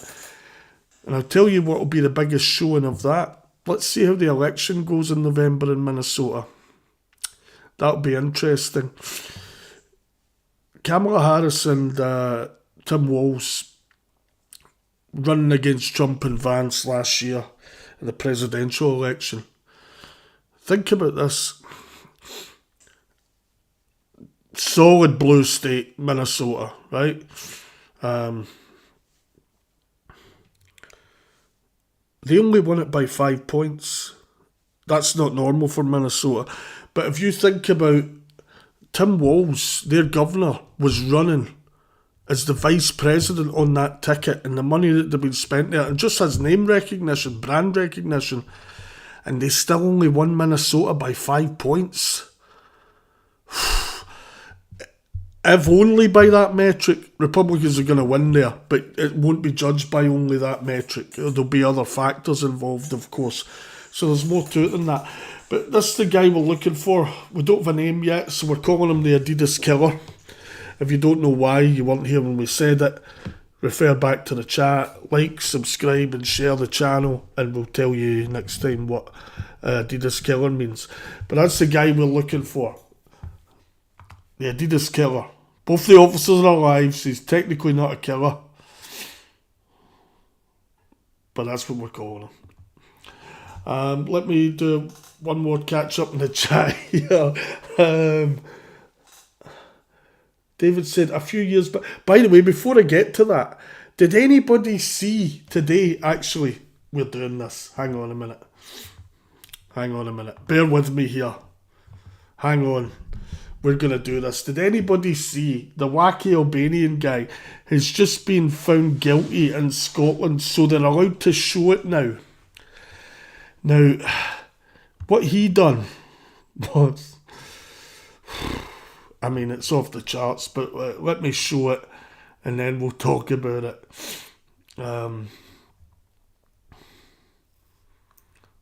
Let me find it. I reviewed it earlier and I nearly made a video just about this, but it is off the charts, honestly. Like, if you've not seen this, prepare yourself. It is absolutely mental. So, the motherland for me, Scotland, Glasgow specifically, this happened in Paisley, which is on the outskirts of Glasgow. Check this out. PC Gary Cowan running for his life down a street in Paisley. He's been chased by Albanian national Liridan Kastrati. In Kastrati's hand, being revved and readied, is a chainsaw. Moments earlier, the 32-year-old had been involved in a car crash with a marked police car. He initially ran away, but when he saw PC Cowan get out of his car, he ran back to his own, took out the power tool, started it, and tried to kill the officer. It is clear that at whatever point the thought entered your mind, you were, by the stage you were running in the street, intent upon causing catastrophic harm. There was no need for you to have returned to your vehicle at all, and having done so, there was no need for you to remove the chainsaw. I mean, for God, a chainsaw! For God's sake! A determination in your actions. Judge Gallagher also remarked he had never seen a case where a chainsaw had been used as a weapon in this way. At the end of his trial, a jury had taken just 3 hours to find Castrati guilty of attempting to murder PC Cowan. Police Scotland called the attempt shocking. It was absolutely terrifying. They were fearful for their lives, and no officer should experience that during the course of their duties. They are well trained and well equipped. So yeah, did anybody see this? Was I the only one that saw this?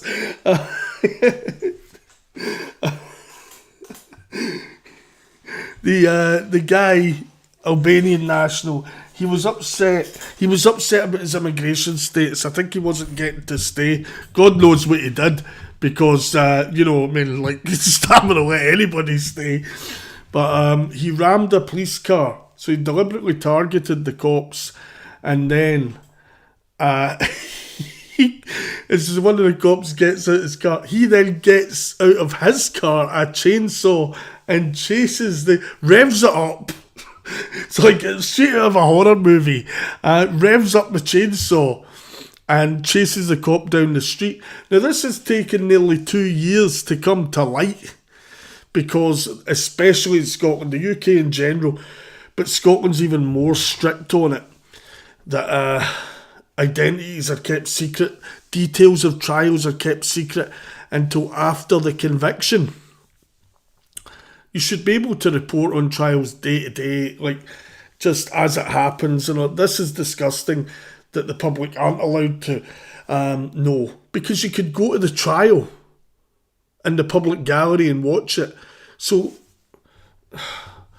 that rule is hundreds of years old now. Like, they have to update it for modern times. Get cameras in the courtroom, let people watch what's happening in court.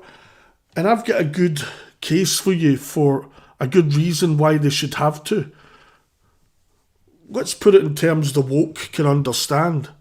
If you don't put cameras in the courtroom so that we can all watch what's happening, then disabled people that can't leave the house, you're precluding them from being able to go to the public gallery and watch a trial. Because of you, they can't. You're discriminating against the disabled. Just saying, Stammer, get it sorted. He wouldn't be able to do anything about this. Scottish law's separate. But some things in Scottish law are separate like this, but get cameras in the courtroom. So on May 6th, 2024, and this is even better, the guy is trying to chop up a cop with a chainsaw, and his name is Castrati. Castrati. Could you think of a more perfect name for a guy running down the street trying to chop people up with a chainsaw? Laradin Castrati chased a police officer down a road in Scotland wielding a chainsaw. Now, here's some other details I know, and they might show it in this. Is that David just said an interesting point. He said, I watch US trials all the time. Yeah, me too. And I want to do quite a bit of that on the channel so we can commentate on it as well, and true crime and all of that stuff. But I'm trying to focus too much into one envelope, I think. So we'll have to be more, narrow down what we're trying to achieve. But I also don't want to. I like being creative about it. But we want to grow the audience. So make sure you like, subscribe and share, etc. But here's an interesting fact, a scary fact about this story. Cop ran away, and he had to. He's been chased by a chainsaw, but he's unarmed. Maybe he had a taser, I don't know. But he's unarmed. Now, I used to be growing up and living in Scotland and then England afterwards. I used to like the idea that we didn't need the cops to have guns. But the United Kingdom's changed a lot. The Western world's changed a lot. To be the country where the cops don't have any guns is not viable anymore. I'm sorry, I wish it was. I wish Bobby's in the beat was a viable reality. But this guy's running down the street with a chainsaw. The cop's running away. If any members of the public are in the way, they could get chopped up by this guy, and the cop can't really help them. Now, here's something I know about this. As the cop ran away, and the judge told you this, and I don't know if it's in this video, but It was in one of the videos, and the judge is saying, so the cop had to run away. Then 2 more cops came, still not armed, and they were trying to create a safe space perimeter around the guy so that he couldn't get to the public. But they were having to back off again, because again, none of them are armed. What happens is the chainsaw, then he gets tired, he stops running, he puts down the chainsaw for a minute, and a member of the public, being Scotland, this is very common, always interested, a member of the public grabbed the chainsaw off the ground and threw it away out of the guy's reach, and then the cops were able to come in and take him down. So it wasn't even the cops that took him down, it was a member of the public that had to grab the chainsaw and throw it away. So just a guy like me or you or anyone has had to jump in, as you would, because it's a maniac with a chainsaw trying to kill people. You have to do something. Has grabbed the chainsaw bravely and thrown it out the way. Not one of the cops. And this isn't to blame the cops, but they're not adequate to perform the role of dealing with a guy with a chainsaw, which means let's have a difficult conversation. It's time. Britain's changed. In a suburban street in Paisley, it's quite a alright area. It's not Beverly Hills, but it's not the ghetto. As you can see from the street, it's, middle class, affluent sort of area. There's an Albanian guy running down the street with a chainsaw because he failed in his asylum attempt, because he came here illegally like the rest of them, and he just happened to get caught, so he claimed asylum. He's rammed a police car and then chased the cops with a chainsaw. The chainsaw's running, and running down the street after them, and the cops have to run away. Meaning, if this house right here, an old lady comes wandering out of here at the same time, this guy could hack her head off with a chainsaw, and the cop is helpless to do anything. That's my take on it.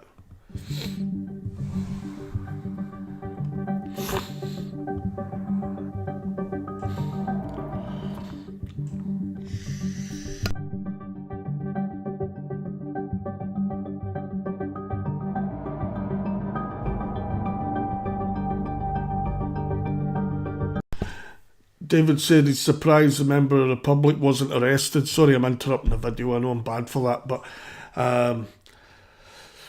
Julie said, yeah, member of the public be in trouble. Yeah, I'm not surprised. Listen, member of the public can do the cop's job for them, and it's fine.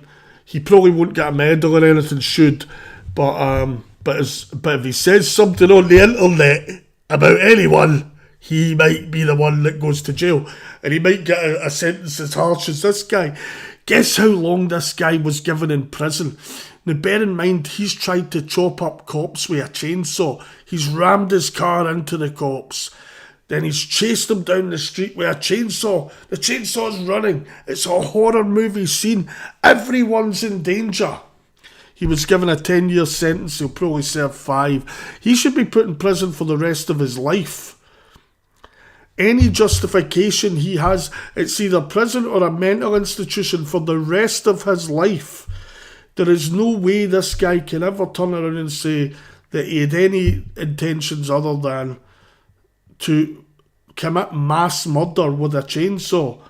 It's just the reality of it here, because we won't let him stay in our country.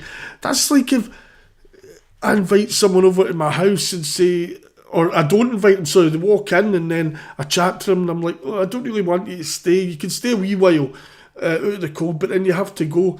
And then they try to kill me with a chainsaw. That's the same thing, and I guarantee it'd be me or them. It's just absolutely ridiculous. David said deport. And yes, I totally agree with you. But then what punishment does he get then? Deport him back to Albania? Then he's got what he had before, so nothing to lose in that scenario. I get the point of view that then taxpayers don't have to pay for him, but it's a tough call because you just send him back to Albania. he could just try and come back again. He successfully made it in once. So, what's the answer to that? But I know a 10-year prison sentence is too soft. He's running down the streets with a chainsaw, chasing the police. If he's willing to do that, he'll kill anyone. I wouldn't be surprised to find out he's killed other people. Frankly, let's catch up on the other stuff. Julian said, great name.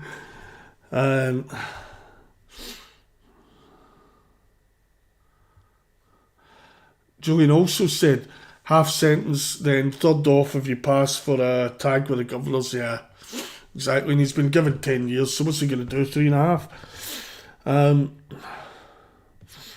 Eli says 2 days in the stocks.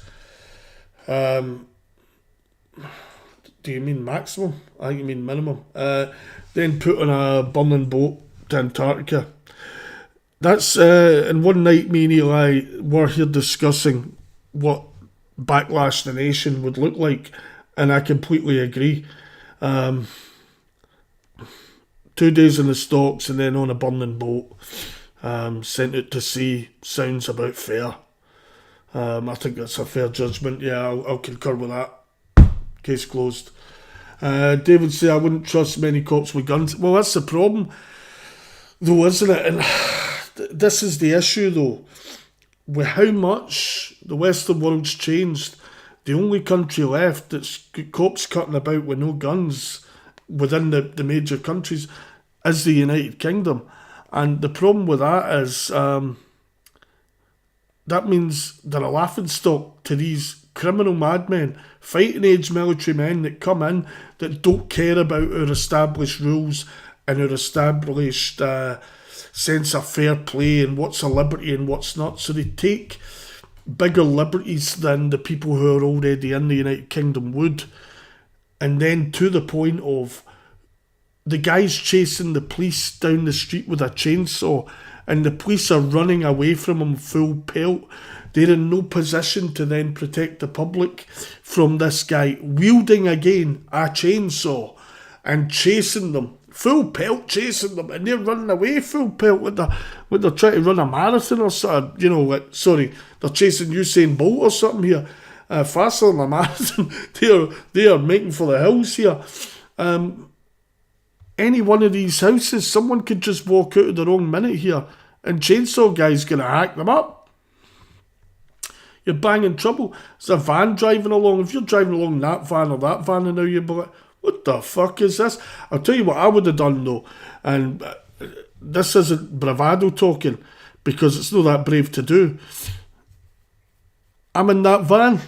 I swerve right into that lunatic. You don't know who he's going to kill. Boom. Take him out with a van. Bang. Oh, that one. Boom. Right into him. Just take him out. Honestly, but again, being the United Kingdom, they'd probably get charged with murder and a hate crime or something because the guy's Albanian or whatever.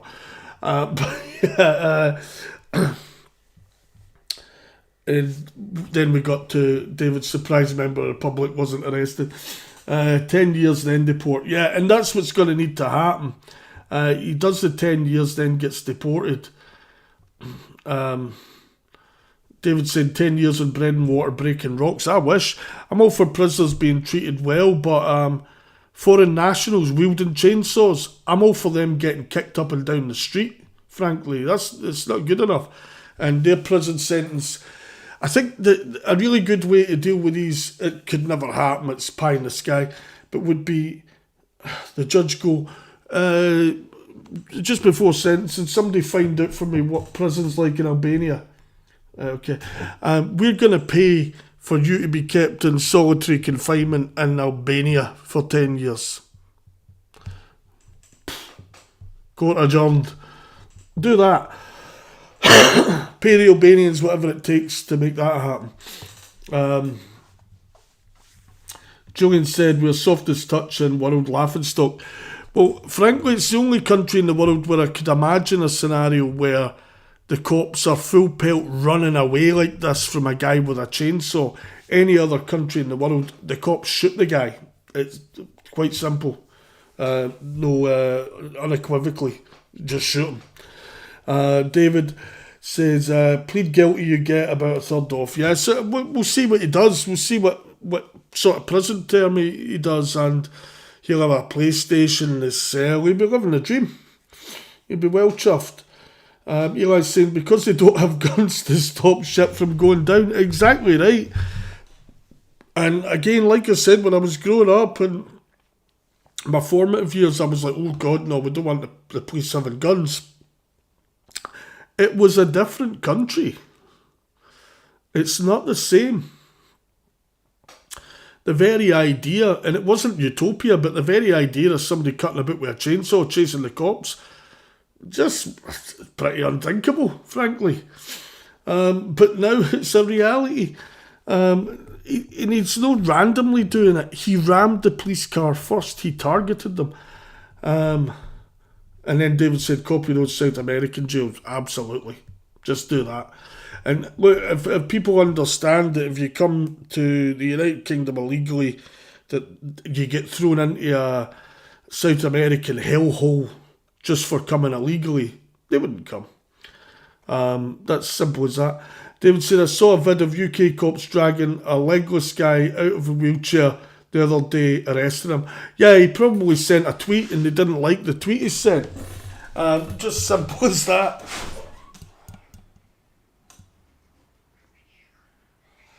Just bear with me here. How was your adventure, cat? I'm letting my cat back, and he did go out eventually for an adventure in the rain, and now he's back and he's telling me all about it. But yeah, let's see this maniac once again. And look at the running involved here. It's mental. And the cop's the one running away. It's just, look at him go. Full pelt. At around lunchtime of the 6th of May 2024, 4 police officers were on duty in the area of Baclivey Road in Paisley, dealing with incidents which had affected members of the public living there. 2 officers got into their car intending to return to Paisley to continue with their duties. Their marked police vehicle stopped at the junction of Glasgow Road to give way to traffic. Thus far, this was an ordinary day for all of the police officers involved. What happened then was utterly out of the ordinary. You were driving a car which collided with the police vehicle. You got out of that vehicle, and having glanced at the collision and the damage to the police vehicle, you began to run away. Constable Gary Cowan managed to get out of his damaged vehicle to carry out his normal duties to investigate the road traffic accident and to speak to you. As soon as you saw him do that,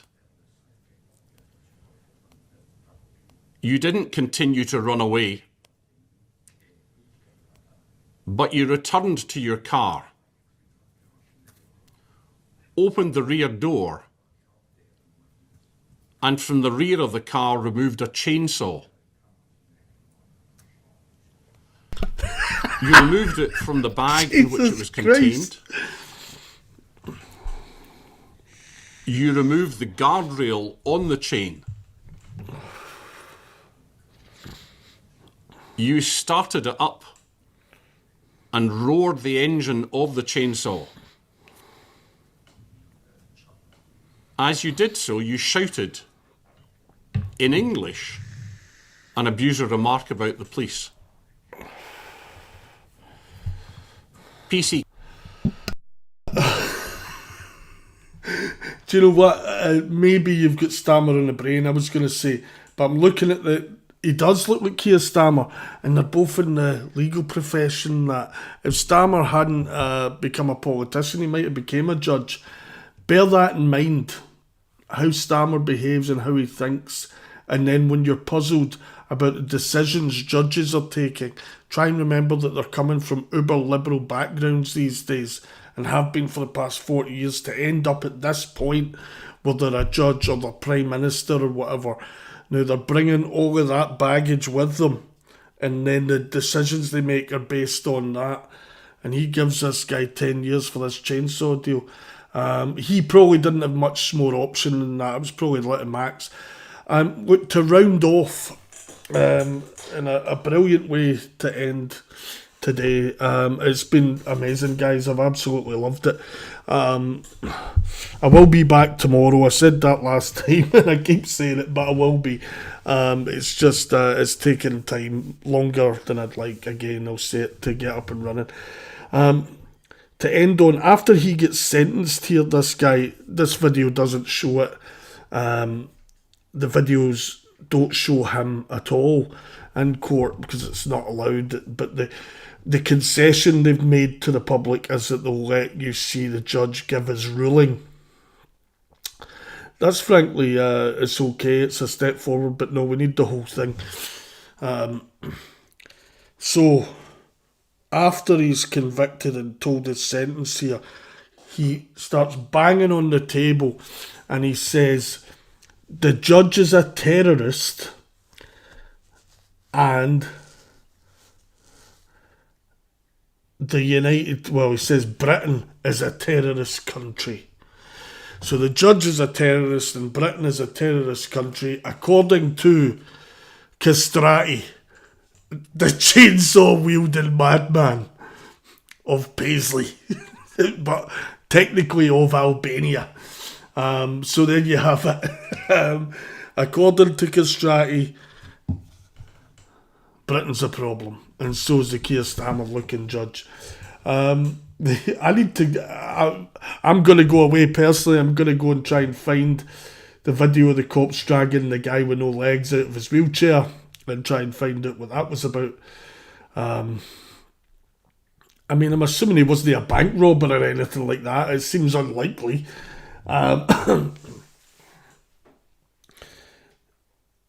David said, did that link show up? No, I'm not seeing a link. It might be that links can't show up. And that's to avoid people coming and spamming links for their own crap or whatever. It's the only thing I ban. You can say literally any word in here, but links don't come up. No, it didn't show up, David.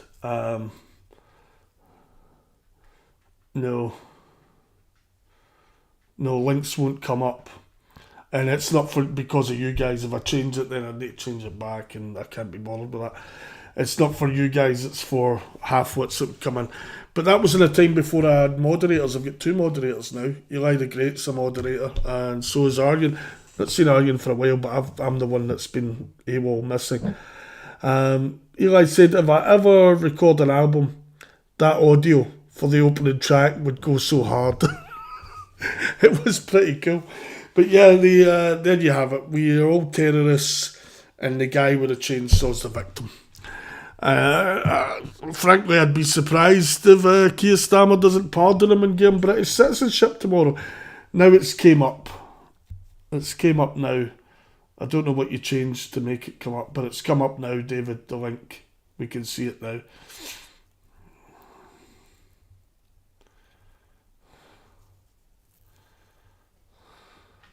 Eli says, saves me throwing down a hammer. Alright, so, again, well, not her, I posed her at a really inconvenient moment for her. Be on the lookout for the Adidas killer. And I'll see you all tomorrow if you're about. If you're not, I'll see you as soon as possible.